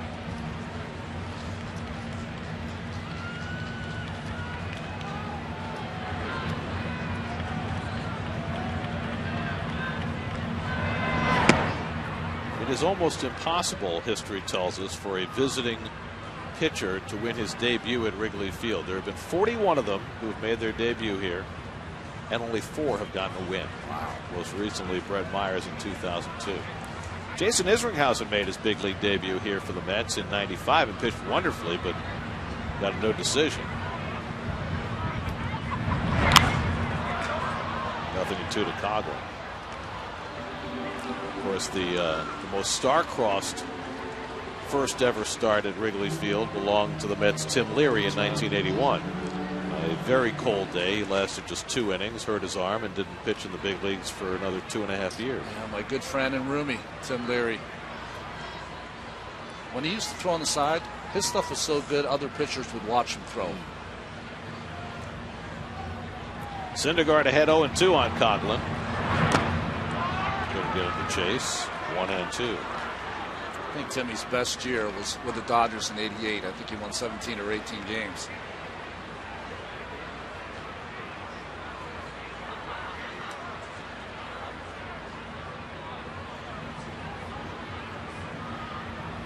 Count is 2-1 on Coghlan.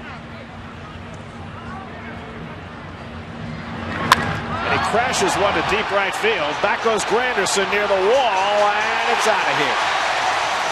Chris Coghlan with a 2-run homer, his 4th of the year. And the Cubs have put up a 3 spot against Syndergaard here in the 6th inning.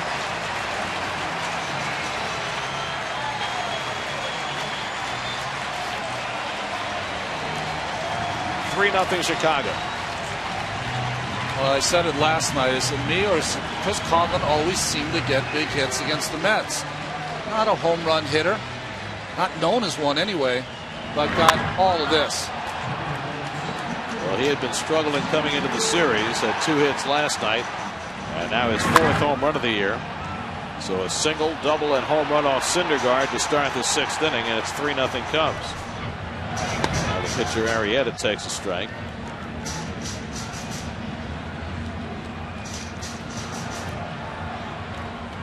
Arrieta's been up twice, struck out both times. So Noah Syndergaard, who pitched 5 very healthy innings, finds a wall here in the 6th.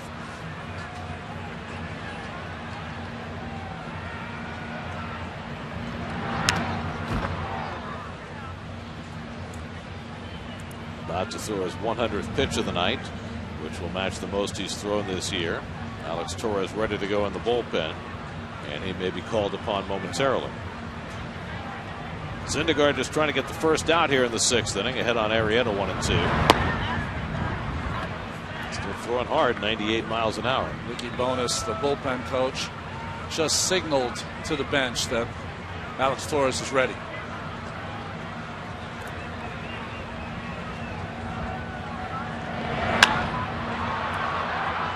Duda retreating over near the tarp, and that'll go back in the crowd. That wind really blowing the ball over that way from left toward right. Yeah, that ball started, just in foul territory and then ended up 6 or 7 rows back. You called it, Gary. The wind's changing a little bit.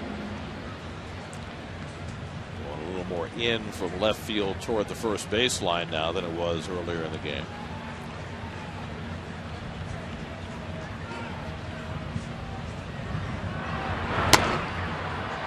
Arrieta watches wide, and now it's a full count. Syndergaard has walked 4, one of those intentional. He struck out 5, given up 2 runs and 6 hits, and this almost undoubtedly will be his last batter. And 102 pitches for the night. And Arrieta down swinging for the first out of the inning, and here comes Terry Collins, and that'll be all for Syndergaard. 6 strikeouts in his big league debut. But he cracked a little bit here in the 6th inning. And he will leave trailing in this game 3-0. So Noah with every right to be proud of his big league debut. Mets couldn't get him any runs. And the Cubs finally broke through here in the 6th.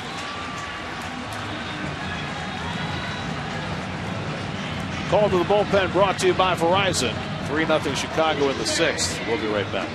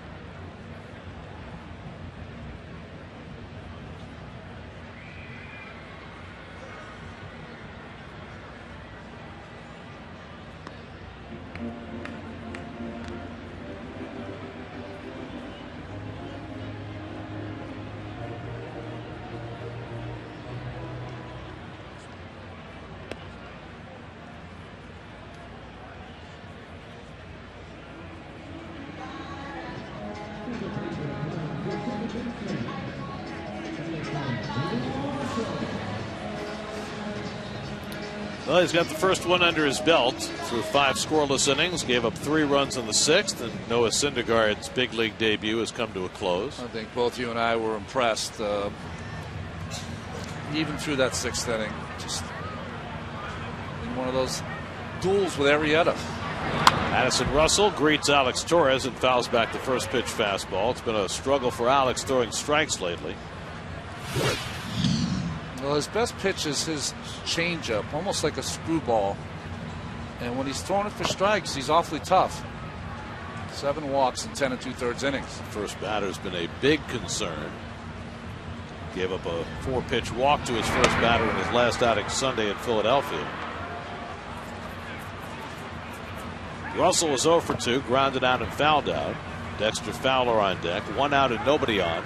Cubs with 3 runs home in this 6th inning. Soler with a singles. Castro doubled in the first run, and then Coghlan with a 2-run homer. And Russell flies one down the right side. That'll go foul and out of play. Addison Russell, just 21 years old, second youngest position player in the major leagues, behind Dilson Herrera. Dilson Herrera. Acquired last summer in the deal that sent Jeff Samardzija and Jason Hamill to Oakland. First round pick by the A's just 3 years ago out of high school. Here he is in the big league. Torres almost hits him in the knee. 2-2. I mean, most of baseball was shocked when Russell was traded. Just didn't think, he thought he was an untouchable. You never know with Billy Beane. Not right. He traded for Samardzija and Hamill, and now he has neither of them. Good changeup by Torres to strike out Russell. So this time he gets his first batter out, and that's the second out of the inning. Well, he's got great arm action on this changeup. It's like a fade away. Buddy Holly. Christy Mathewson, didn't he call his changeup a fade away? I guess Buddy was not fade away. That's right. 2 out and nobody on. Now Dexter Fowler, who's 0 for 3, struck out and flied out twice against Syndergaard.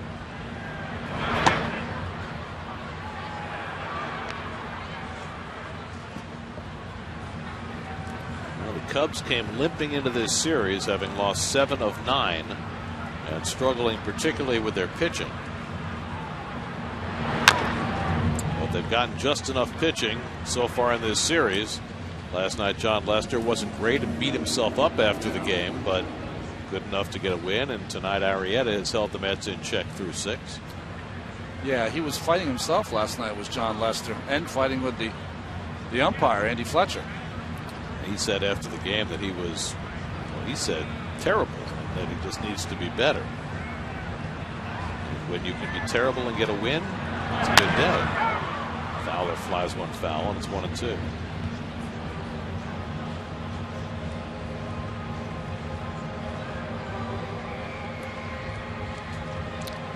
Well, those are 4 teams that have struggled through a number of years. The Mets, the Cubs, the Twins, and the Astros. And combined, they have taken major steps forward this year.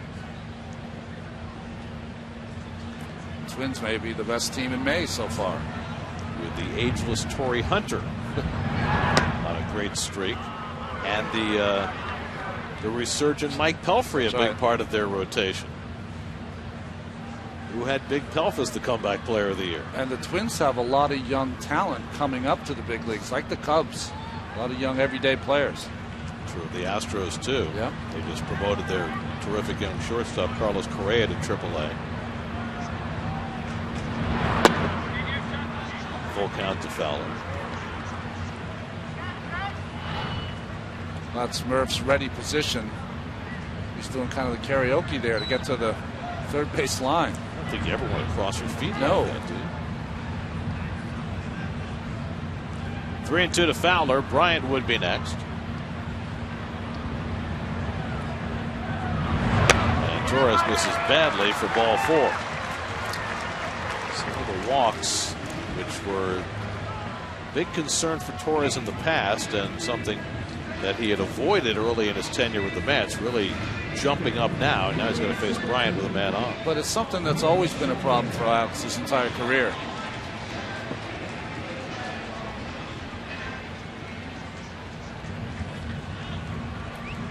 So 2 out and a runner at first. Now Bryant, who has 2 hits tonight, an infield single when Murphy took his time on a throw, and then he slammed a triple off the wall and right, his first big league triple. Fowler a threat to go. He's got 8 steals this year, after stealing only 11 all of last year with Houston. Milwaukee threw him out in last night's game.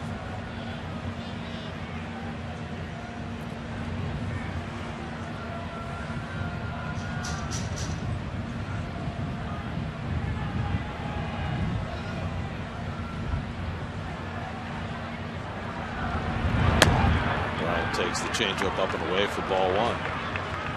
The time Bryant was retired tonight, it was on a line drive to center field. So last night he had a home run, and then the Mets pitched very carefully to him the rest of the night. He walked a couple of times.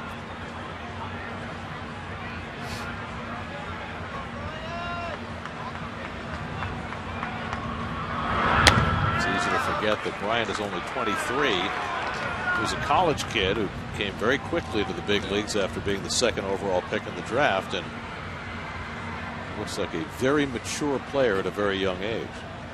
Think about it. Last night hit a ball 94, 95 from DeGrom inside into the bleachers, and tonight one on the outside corner from Syndergaard at 96, 97. Hit it off the right field wall. Now Torres behind him, 2-0. Bryant takes a rip at a changeup, and it's 2-1. Figures he's going to get a fastball. He doesn't from Torres. 2-0.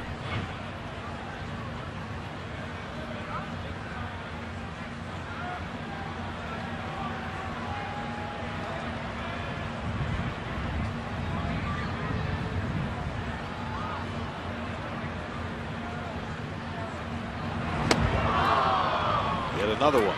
It's 2-2. Gee, the crowd all sighing as he swings and misses.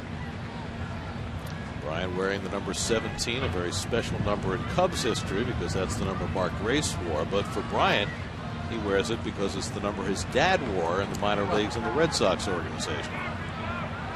His dad never made it to the show, right? No, just a couple of years in the low minors. But his son certainly has. 2-2. A full count to Bryant with Rizzo waiting on deck. You read a lot of interesting things when you read about Bryant. You read that he doesn't like to lift a lot of weights. He likes to work on his baseball instinct kind of things. That's refreshing to hear. Well, he's not heavily muscled. He's long and lean. Has tremendous natural power. Fowler will be on the move. 3-2, 2 out. Payoff from Torres. It's fouled off.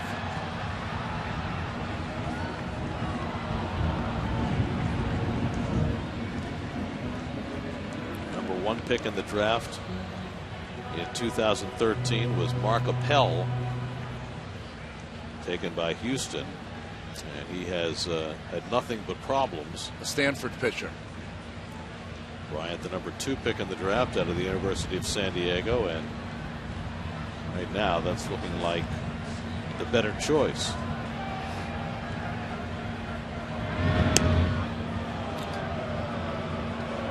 Interesting that Duda's not playing behind the runner here, as you generally will in these situations. I think that's just someone falling asleep at the wheel. He should be behind Fowler.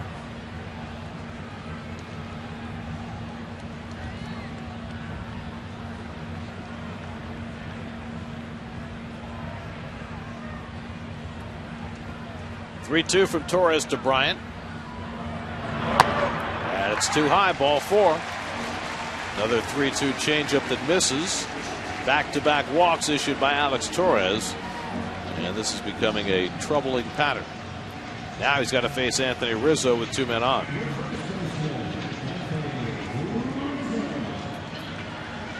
Normally you'd say, well, you know, he's working around the right-hand hitter to get to the left-hand batter, but it's really not Torres' game. His strength is the right-handed hitters.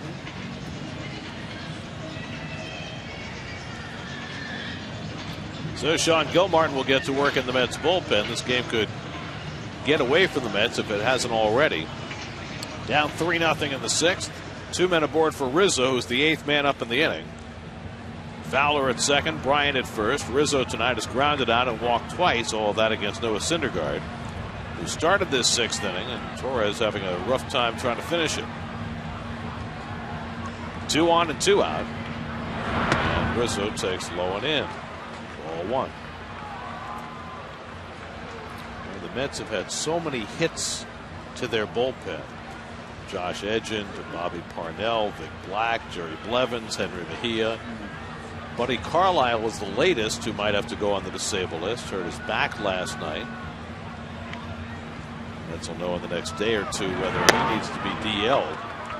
And well, they've had so many guys fill in and do a nice job, but at some point you start to wonder whether this bullpen can avoid a breakdown without some of those injured players returning. Fortunately, Parnell started his rehab last night. Vic Black's going to start his on Sunday, but they're not here yet.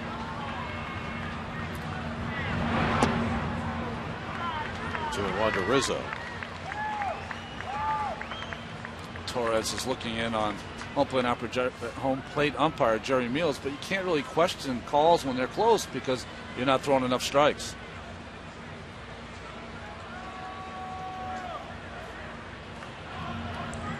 Rizzo hits left-hand pitching extremely well.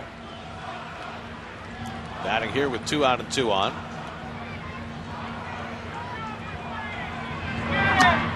And now it's 3 and 1.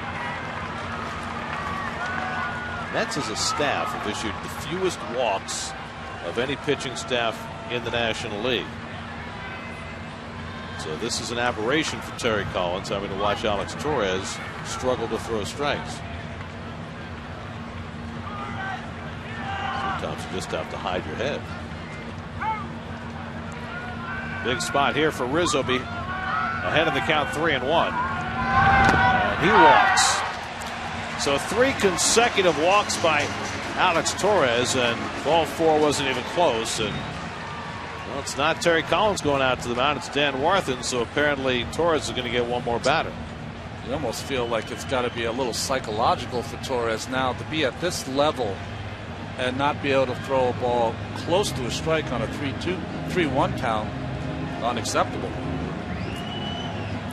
Well, Miguel Montero is going to come to the plate with the bases loaded and 2 out, with a chance to do some heavy damage. Net pitchers have now walked 7 tonight. They walked 6 last night, but again, that's been an aberration this year. But it's funny, you said coming into the series, Ronnie, this umpiring crew tends to call fewer strikes than most, and it really has worked out that way, whether it's been incorrect in terms of their calls or not. It's been the way the series has gone. So a moment of truth for Alex Torres after 3 straight 2-out walks. He faces Miguel Montero, the 9th man up in the inning. Montero has grounded out, walked, and struck out 0 for 2. And knee-high fastball for a strike. Fowler at third, Bryant at second, Rizzo at first with 2 out. A half inning that's gone almost a half hour. It's a bad ratio. Ball and a strike to Montero. Jorge Soler began this inning with a base hit against Syndergaard, is now out on deck.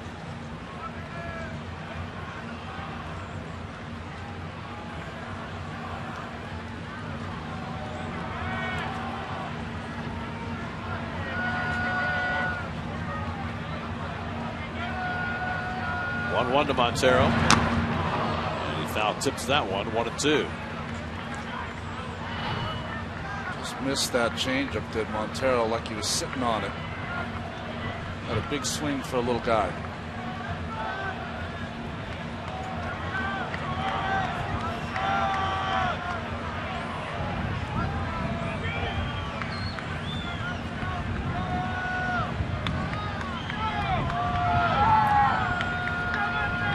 Torres with a chance to get through the inning. Ahead 1-2 on Montero. Grounded to the right side. Flagged by Duda, but he has no play. Fowler scores. The bases remain loaded. 4-0 Chicago.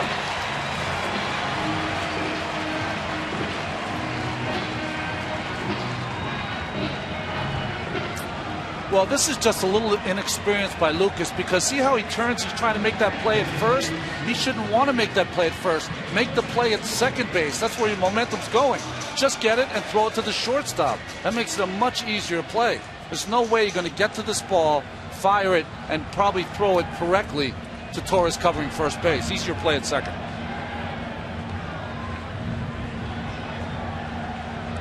So 4 runs are home in the inning, and now Jorge Soler will bat for the 2nd time in the 6th inning.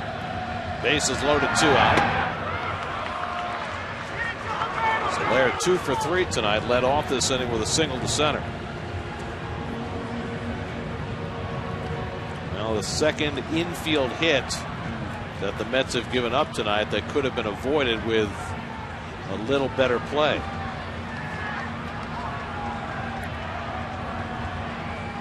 Question is, was Flores there to take the throw from Duda had he decided to go that way? Well, watch Alex Torres first.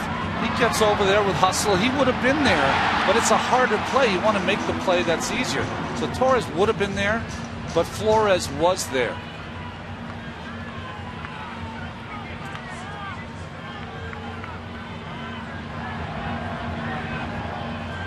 One and one to Soler. Torres misses 2-1.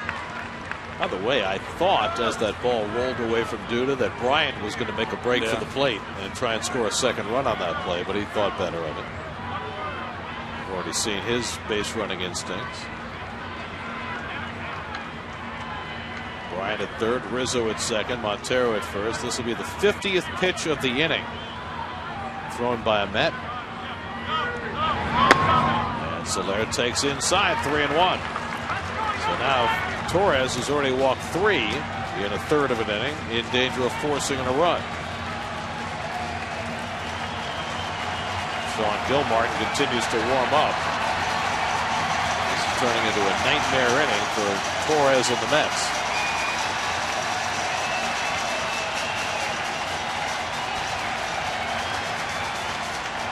Three and 1 to Jorge Soler, and he rips one foul.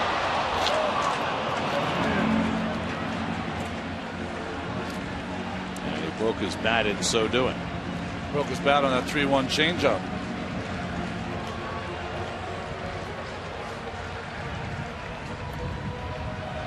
Bryant, Rizzo, and Montero, the base runners. They'll all be moving with 3 and 2 and 2 out.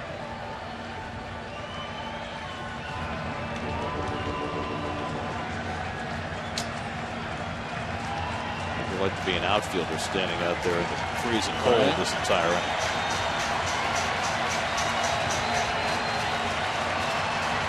Just trying to stay warm. He's a Chicago native, Curtis. 3-2. Soler bounces that one foul.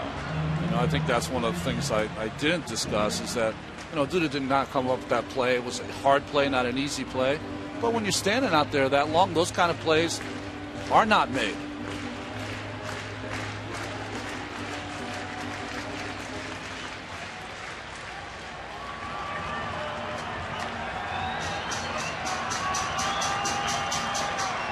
Well, they'll try and stay on their toes on 3 and 2.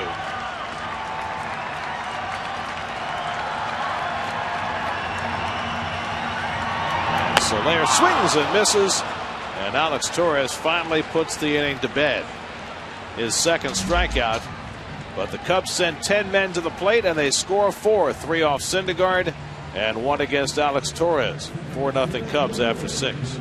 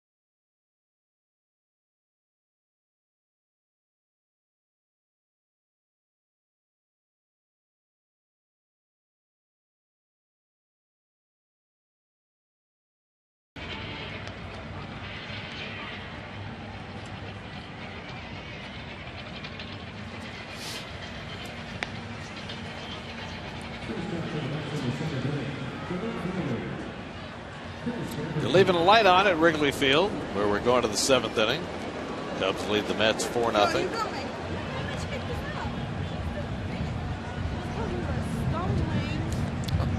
People's United Bank starting pitchers. Jake Arrieta's been fantastic. He's gone through the minimum over the first 6 innings.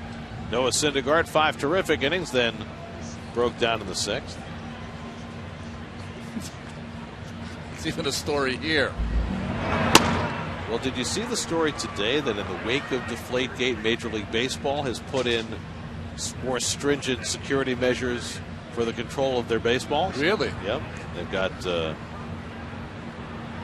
The umpires rub up the balls before the game, and apparently the chain of command now includes ex-cops. Oh, like security accompanying the baseballs from one part of the ballpark to the other. Wow. To make sure that nothing untoward happens to them. Curtis Granderson's been up twice tonight and walked twice, which is great. But he made a huge base running blunder in the 4th inning when he tried to go first to third on a base hit to left field by Daniel Murphy and was thrown out easily by Chris Coghlan. That hit by Murphy is the only hit for the Mets tonight against Arrieta, who promptly falls behind Granderson 3-1. And remember that the Cubs batted for a half hour in the last half inning, and you wonder what effect that might have on Arrieta. He took a turn at bat in that inning.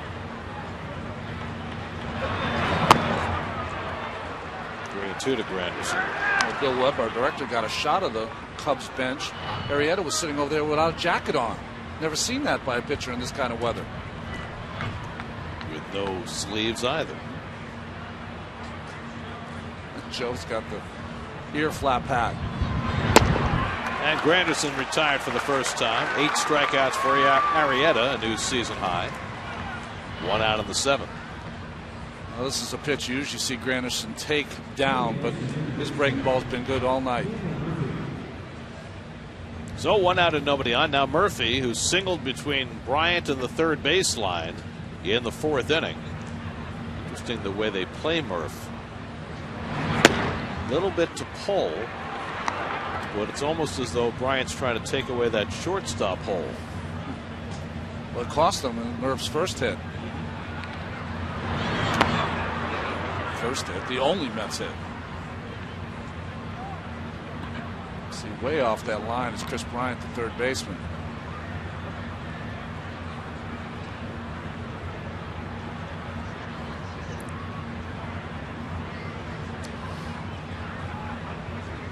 Murphy's grounded into a double play and had that base hit. 1 for 2 on the night. And he lines one right on one hop to Bryant. Had it played perfectly that time for the second out. Scouting report.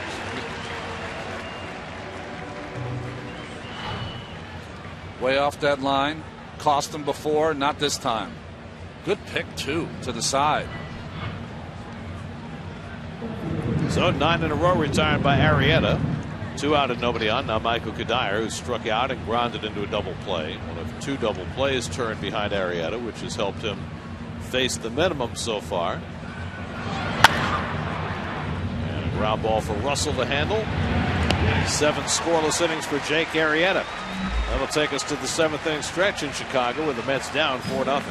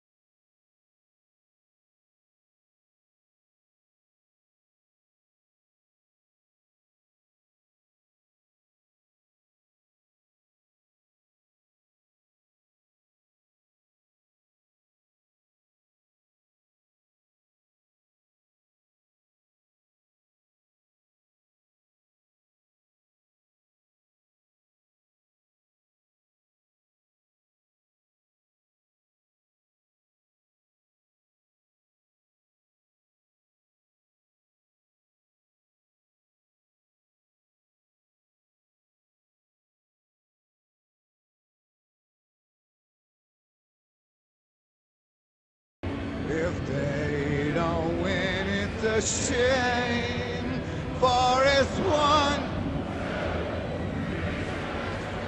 out at the whole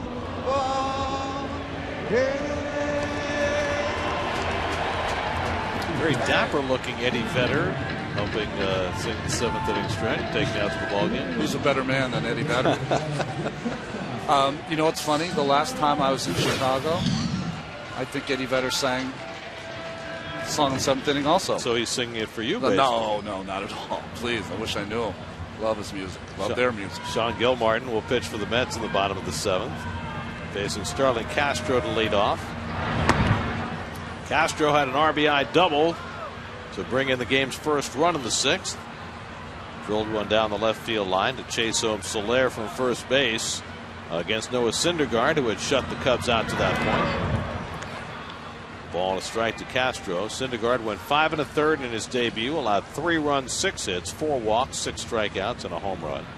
Alex Torres, 2/3 of an inning, a run, a hit, 3 walks, 2 strikeouts. It was an eventful 2/3 of an inning. Between Syndergaard and Torres, the Mets threw 53 pitches to 10 batters in that 6th inning, and the Cubs scored all 4 of their runs. Meanwhile, the Mets offense has been helpless against Jake Arrieta. Castro drills one to left center. Syndergaard, Neuenhuis over in the gap, can't get to it. And Castro pulls into second base with his 2nd double of the night. Well, like you said an inning ago, Gary, only had 1 double on the season. Now it's hit 2 in a row.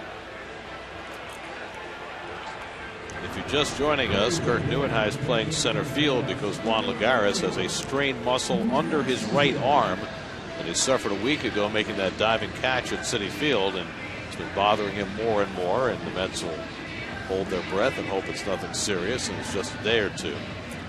Now Matt Caesar is going to bat for Chris Coghlan. Caesar, who came off the bench last night and grounded out in his only at bat. Pride of Cape May, New Jersey, and Villanova University. Batting for Coghlan, grounds one to the left side. Flores runs around it and throws out Caesar, 1 away.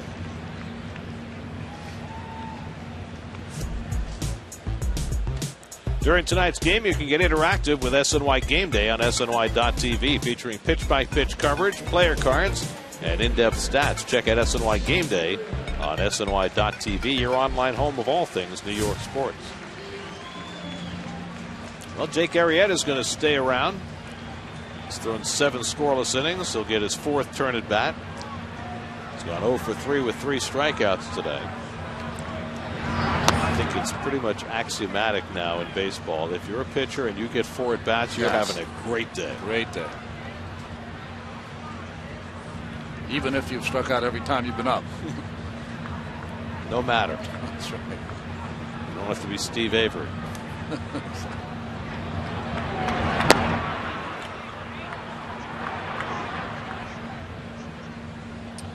Well, your city probables for the remainder of the series. Matt Harvey goes for the Mets tomorrow night against Jason Hamill. Then the lefties on Thursday afternoon, John Neese and Travis Wood, before the Mets get home to play Milwaukee on Friday night.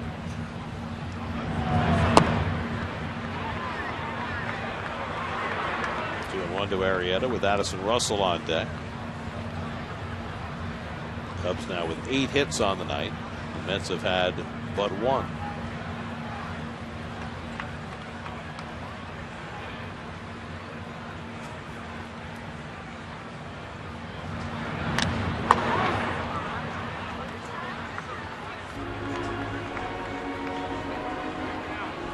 By the way, just for reference, the Mets have never been 1 hit in this ballpark.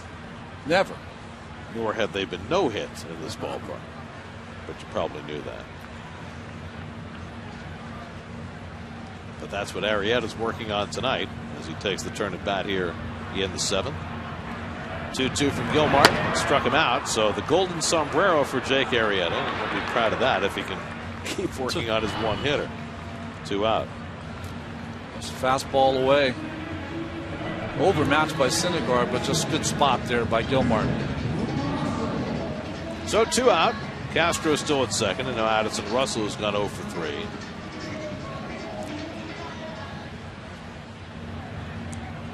Gilmartin faced just one batter in last night's game, got Rizzo to fly out, being asked to work a full inning tonight. We were talking earlier about the Mets bullpen and how many people they've lost, and they've had to rely more on the Gilmartins and the Eric Goodell's and the Hansel Robleses, and they've all acquitted themselves rather well. Well, remember, Gilmartin was the guy that was a starter his entire career. Because he's Rule 5, they had to fit him in the bullpen. What Terry Collins said he likes best about these untested relievers is that even when they've sat for long stretches, they've been able to come in and throw strikes. Especially Goodell and Robles. Some of these guys, young guys in the bullpen, they were closers when they were in the minor leagues. So.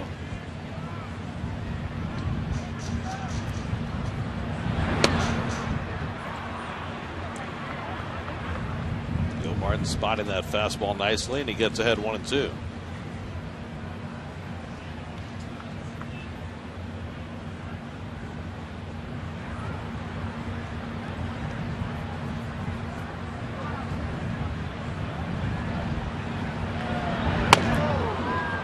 Just hit him 2-2. Well, remember A.J. Burnett had an awful year in Philadelphia last year? Yes. Well, he returned to Philly tonight with the Pirates and pitched to Jet. He's been great. Yeah, he has been. As he was his previous stint in Pittsburgh. Pirates beat the Phillies 7-2. Burnett's ERA 1.60. Obviously, he must have that breaking ball back. Maybe he's not going to retire after all. 2-2 to Russell. Bounce foul. Also tonight, the Reds got a run in the bottom of the ninth to beat the Braves 4-3. Devin Mesoraco got the hit as a pinch hitter. Wow. Now, he's going to need surgery. Hip surgery, right? Right. He can't catch, but they're keeping him on the roster just to pinch hit, and he got them a game-winning hit. They've had some games also against American League teams, too, so he could DH. Right. Russell hits it toward the line. Long run for Granderson. It's slicing away, and he can't get to it. In to score comes Castro. Pulling into second with an RBI double is Addison Russell. And the Cubs now lead 5-0.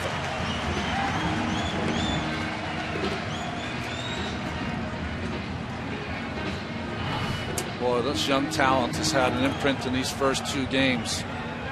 Tough pitch to hit. Tougher one for Granderson to get to. There's nothing Granderson could do there. That ball just kept working its way away from him. So Castro and Russell both doubling off Gilmartin here in the seventh to produce a run. Now 5-0 Chicago. Here's Dexter Fowler up for the fifth time. 0 for 3 and a walk tonight. And he dribbles one back to Gilmartin. That retires the side, but the Cubs tack on a run in the bottom of the seventh. That's come to bat in the eighth. Now trailing the Cubs 5-0.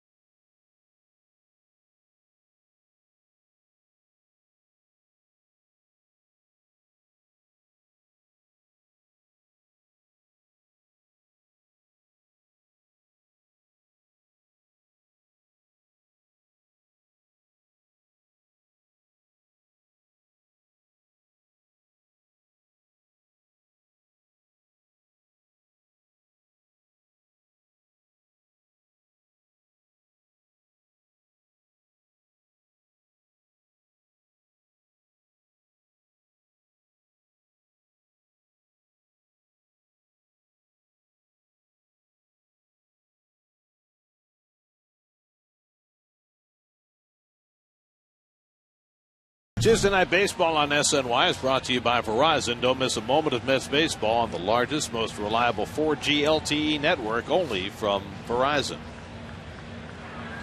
Mets have been shut out over the first 7 innings. Matt Caesar stays in the game in left field for the Cubs. Lucas Duda leads off in the 8th against Jake Arrieta, who has faced just 21 batters in 7 innings. You can't do any better.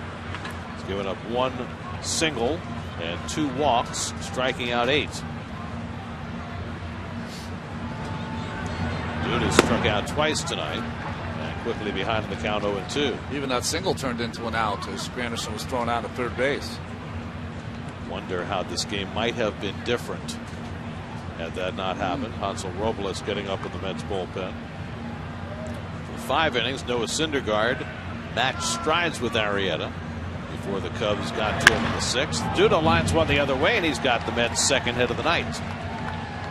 So a leadoff single for Duda, and that'll get the Cubs bullpen active as Arrieta gave up a hit on his 100th pitch of the night.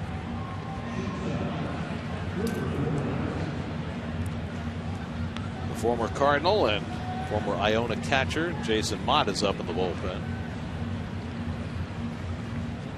Here's Flores, who's 0 for 2, popped up and flied out. Arrieta threw 106 pitches in 5 1/3 in his last start. He's pitching into the 8th inning tonight at 100 pitches. And he comes inside to Flores, ball 1. Kirk Neuenhuis waits on deck. Offense has been hard for the Mets to come by. They had a breakout game on Sunday with 7 runs and 14 hits in Philadelphia.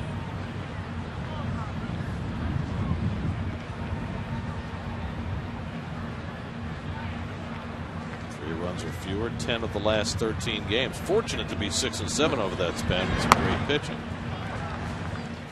Slider from Arrieta, 1-1. You're right. That's where you score as little as that. You go 3 and 10 sometimes in that stretch.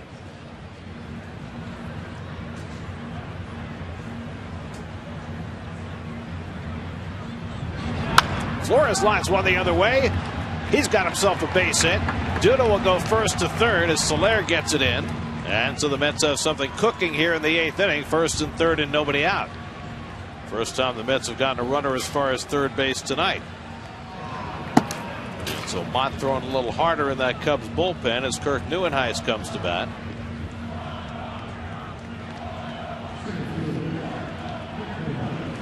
Normally, Pedro Strop is the 8th inning guy. Hector Rondon the 9th. But with a 5-run lead, perhaps Joe Maddon's going to play a little differently, with Mott getting ready here in the 8th. So here's Neuenhuis, who's flied out and struck out 0 for 2. 1st and 3rd and nobody out. And Arrieta throws a fastball for a strike.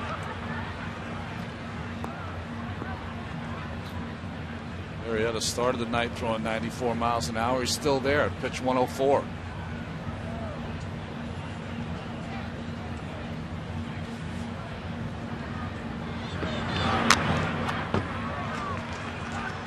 He's ahead on Neuenhuis, 0-2.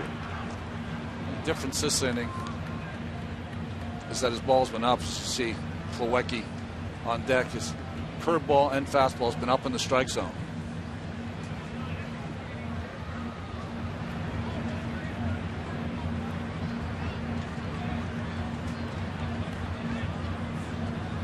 Oh-2 coming, and Neuenhuis stays alive.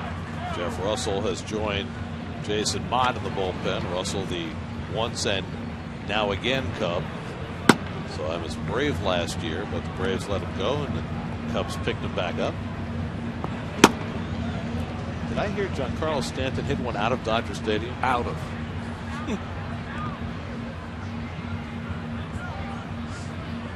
Willie Stargell, Mike Piazza. I think Stargell did it twice. Neuenhuis takes a call, 3rd strike. And that's 9 strikeouts now for Jake Arrieta. Let's check in with Michelle Yu in the studio for another game break brought to you by Ford.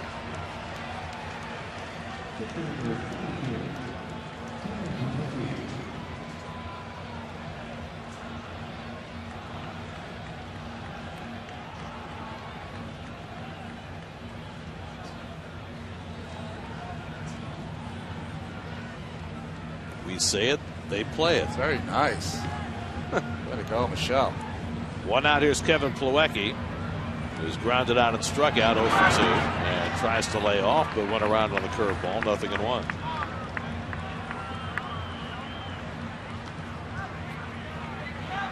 Plawecki 1 for 5 in this series. Johnny Manel is out on deck to bat for the pitcher Gil Martin.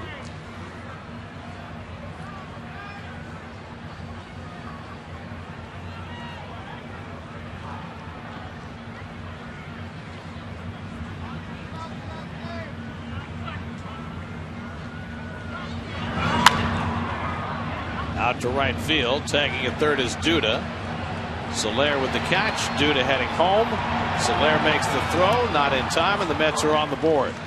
Sacrifice fly for Kevin Plawecki gets the first Met run of the night. It's now 5-1. Well, good hitting by Plawecki. Fastball up, hitting that ball to right field the whole way, and got it just deep enough to score Duda. Pretty good arm by Soler, right? One hop throw to the plate. So now Johnny Manel will be the pinch hitter. This will be Manel's 4th at bat as a Met. He has a double, and he's hit into 2 double plays. And what all 3 of those at bats have in common? All bullets. Yeah. And Terry Collins has been extremely impressed with what he's seen from Manel. Terry said that when Manel was called up, he recognized what his role was going to be. He came to Terry and said, I'm going to be the best left-hand pinch hitter in the National League. How about that? That's great. And so far he has shown the ability to come off the bench and hit the ball hard. Bronx confidence. Well, you know, he's 29. He knows at this point in his career what his place is. He might get a chance to catch every once in a while, but he's here to hit.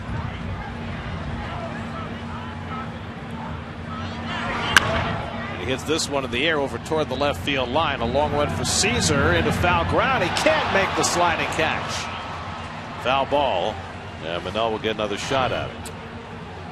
Well, this ball, see how he reroutes his course there because the wind knocked it down. He got there in time, but in going to the slide, he missed the play. Good hustle by Caesar. Now, we've watched Johnny Manel a little in spring training and now through a few at-bats in the big leagues. And the guy that he reminds me of in terms of the way he swings the bat, and correct me if I'm wrong on this, is Matt Stairs. Yeah, no, great call. He just opens up and finds the barrel of the bat to the ball. Yeah, he's got the great hand-eye coordination. Just wants to hit the ball hard every time. That's how Stairs was. Stiff front leg. The other thing he does that Stairs did, keeps that bat in the strike zone a long time. Like drags it through. 1-2 coming. The curveball wraps around the plate. 2-2. Well, Arrieta out there for 113 pitches on a cold night. Joe Maddon trying to get him through the inning. I would assume that if he doesn't get Manel, this will be his last batter. Mott appears to be ready to go. Tejada on deck.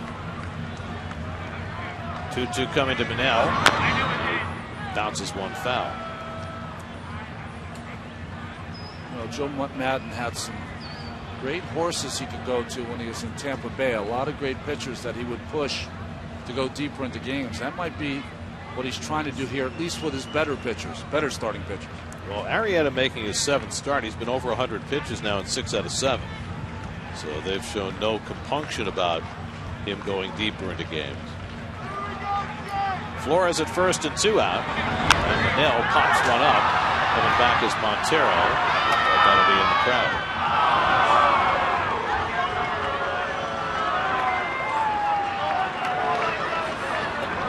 115 pitches for Arrieta tonight. It's the 2nd highest total of his career.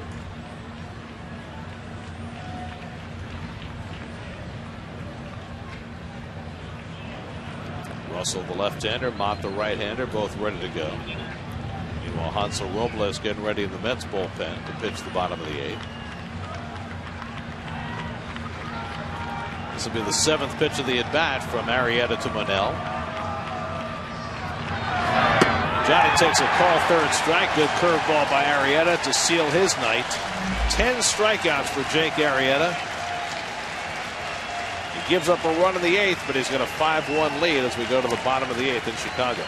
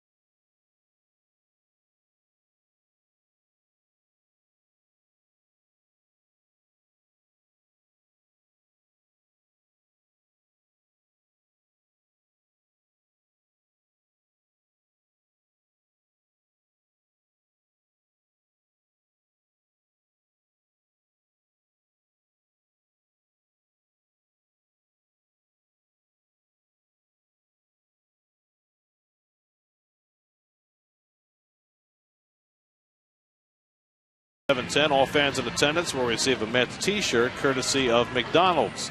For tickets, visit Mets.com/free shirt Fridays. Tomorrow night, game 3 of this series. Matt Harvey will go to the mound for the Mets in the wake of his first loss of the season. He'll be opposed by Jason Hamill. Our coverage begins tomorrow night at 7 o'clock right here on SNY. Hard throwing Hansel Robles will pitch the bottom of the 8th for New York. Yeah, and if the Mets don't come back tonight, Harvey's going to have to be the stopper tomorrow. Been really impressed with Robles so far.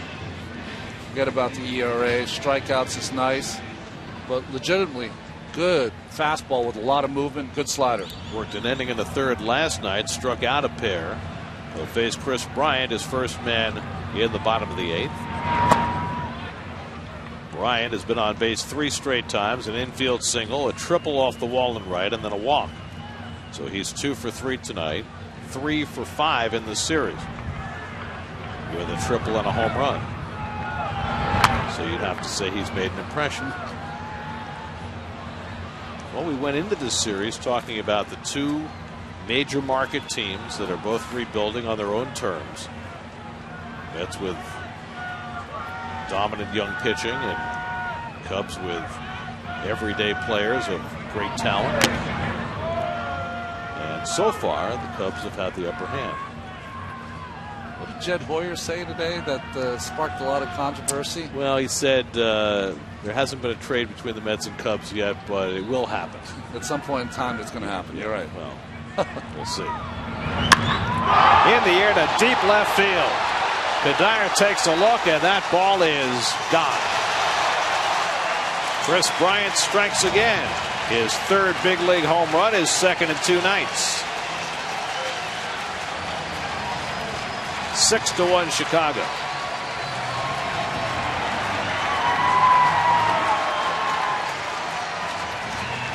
There was that sound again.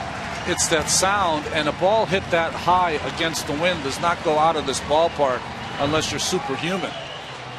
It's the sound, and what's interesting is that all the fans here are totally into his at-bats, and the reaction was instantaneous when it hit his bat.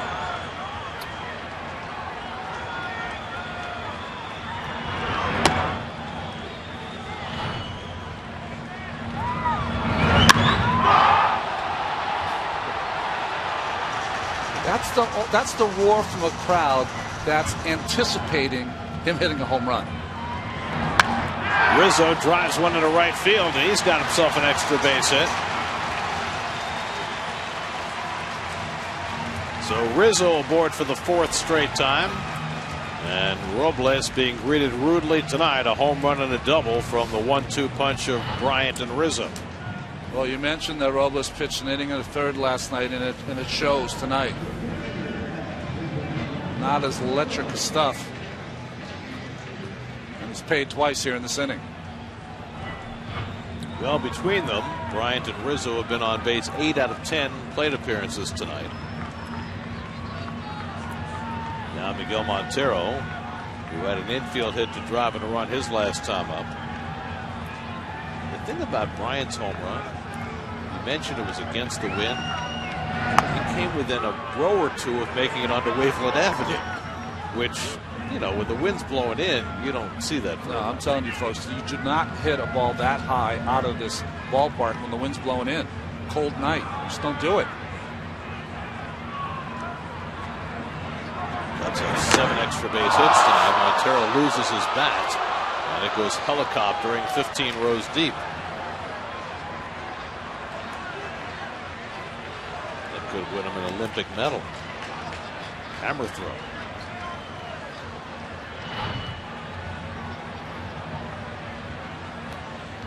That's about as far as I've ever seen a bat thrown as Montero, hoping that didn't hurt anybody. I think everybody's okay. The only question was who was going to get possession of the bat.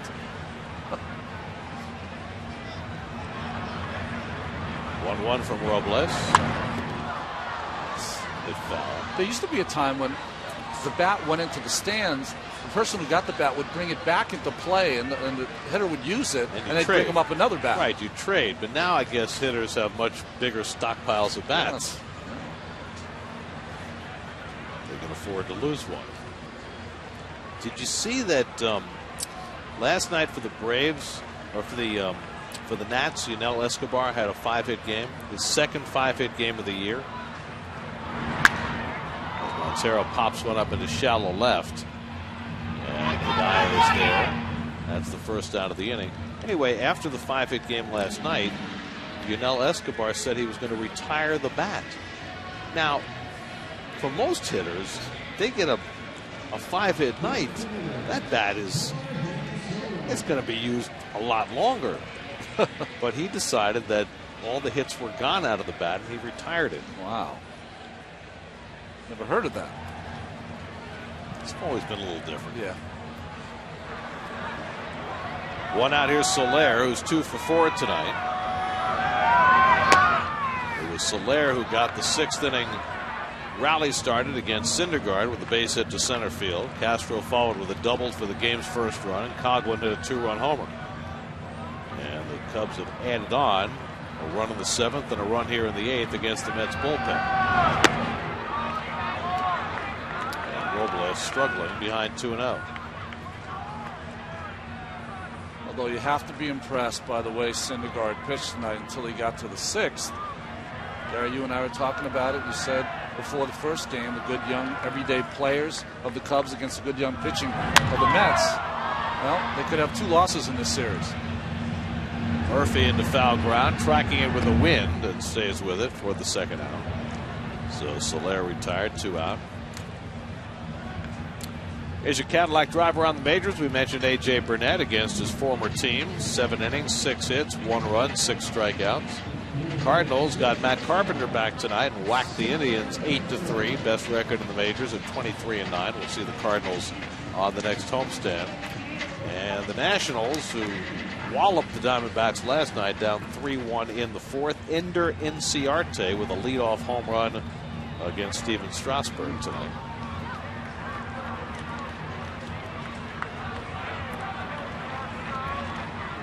Cardinals and Mets sitting on top of those flag standings. They've always got those flags in the order of the standings in the 3 divisions. Mets, Cardinals, Dodgers sitting on top.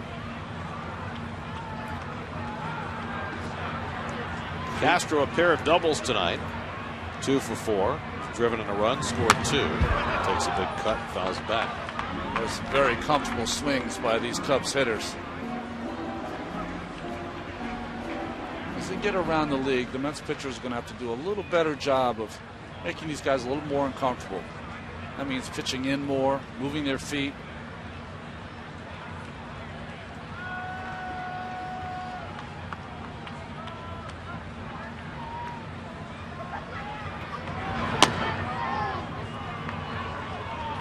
To Castro.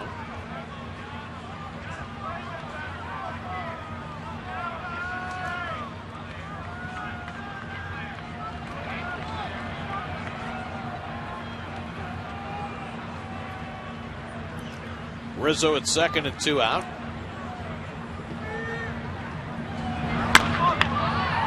Flores to his right on the backhand. Throws out Castro to end the inning. Cubs add a run on the Chris Bryant home run. We go to the 9th at Wrigley Field with the Mets down 6-1. Boom.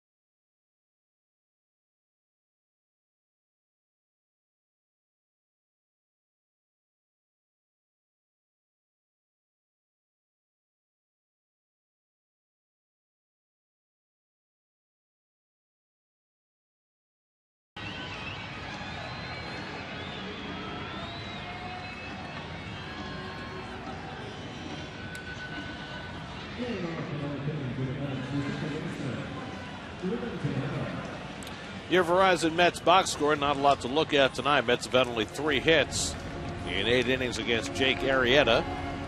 Mets finally got a run on a sacrifice fly by Kevin Plawecki in the 8th inning. Now James Russell will try and finish it off for the Cubs. James Russell, whose father Jeff Russell was a right-handed reliever for the Cincinnati Reds, Texas Rangers, Oakland A's, my teammate in Oakland. Russell moved from the Cubs to the Braves last summer, but the Braves let him go. Cubs picked him up on a minor league deal, and he's right back in the big leagues with Chicago, making his 5th appearance. Ruben Tejada leads off the 9th inning for New York.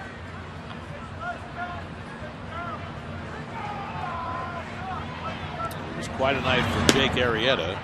Threw 116 pitches in 8 innings, 1 run, 3 hits, 2 walks, 10 strikeouts. Arrieta's 5th career double-digit strikeout game, and a chance to get his first ever win against the Mets. Tejada hits one right through the originator and into center field for a leadoff hit. So the Mets trying to get something started in the 9th, and Tejada does that with his first hit of the night. Well, this is what we've seen from Tejada of late, hitting the ball back up the middle. His strength. So the Mets have their 4th hit of the night. And now Curtis Granderson, who's walked twice and struck out 0 for 1. Rizzo's going to play behind Tejada at first base. 3 infielders on the right side against Granderson.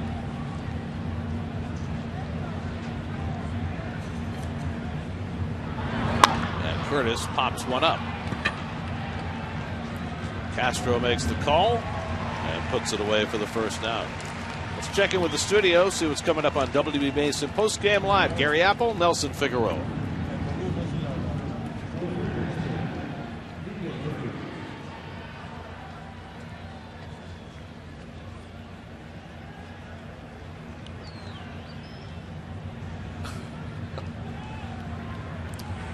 right, guys, here's Daniel Murphy, who's 1 for 3 on the night, and he takes outside ball 1. That's batting in the ninth, down 6-1. Colin McHugh's winning streak came to an end tonight. Giants beat him 8-1 in Houston. He won 11 in a row going back to last year. 11 in a row in 16 starts. ERA low 2s. The Giants continue to keep their head above water. Not sure how they're doing it. Chris Heston got his 3rd win. It's come out of nowhere for them. I mean, it's not an even numbered year. Yeah, right. Well, Tim Lincecum has learned to win again. He's not throwing like he used to in his Cy Young years, but much craftier. And it looks like sometime in the next week or two they're going to get Hunter Pence back after he broke his forearm in spring training. Murphy drives one to left field. Caesar will have to play it on the hop, and Murphy has his 2nd hit of the night. So the Mets have a couple of men on in the ninth. And Michael Kadire coming to the plate. Well, Justin Maxwell has done a pretty good job in right field for the Giants. He'll be a nice extra outfielder to have once Pence comes back. Giants are also 9-3 in 1-run games this year. That helps. So Russell's given up a couple of hits here in the ninth. The Mets only had 1 hit in the first 7 innings. They got a couple against Arrieta in the 8th, 2 more here in the ninth. And now Kadire, who's 0 for 3 tonight. And he takes the breaking ball in the dirt for ball 1.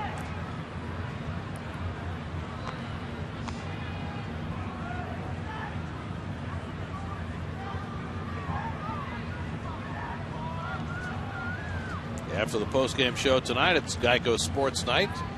Rangers Caps Game 7 tomorrow night. And Carlin doesn't go for the deep dish. You know, you have to have respect for all pizza, Chris.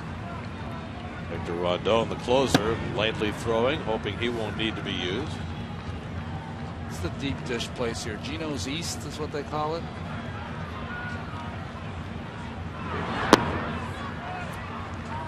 There's a number of good ones around town. And, you know, it's a local delicacy. Yeah. Nobody's, you know, just because you like deep dish Chicago style pizza, it really doesn't negate your love of New York style. That's right. Pizza. There's a place for love of all pizza. Right. 2-2 to Kadire with Lucas Duda on deck. Tejada at second, Murphy at first.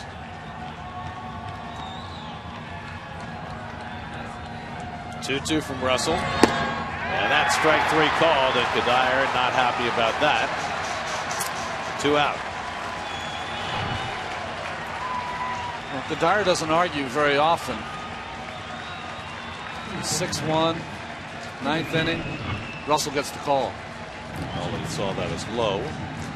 May or may not have been, but the Mets are down to their final out with Lucas Duda coming up. Duda 1 for 3, scored the only Met run after singling to left his last time up. So the Mets, who got swept a 3-game series here last year, in danger of losing their 5th straight game at Wrigley Field.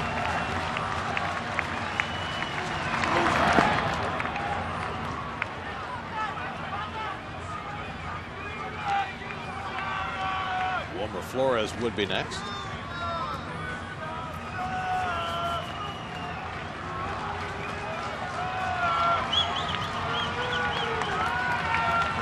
Russell trying to finish it off for Jake Arrieta, who was tremendous tonight for 8 innings. But he's behind on Duda now, 2-0. One more base runner for the Mets would create a save situation for Rondon. It's no guarantee Joe Madden would go to him in that spot with a 5-run lead, but if he did and Rondon got 1 out, he would qualify for a save.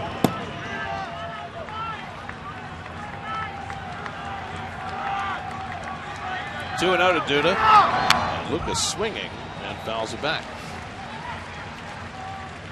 Amazing sometimes how these relievers pitch into a jam to allow the closer to come in. Certainly Russell's not trying to do that. John Mayberry staying ready just in case he's needed. 2-1 to Duda. And he fouls it away, and now the Mets are down to their final strike.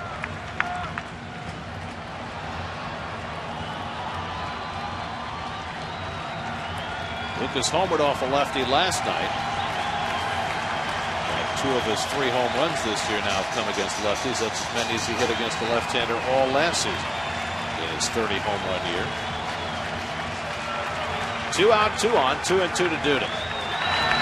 Lucas goes down swinging, and that'll do it.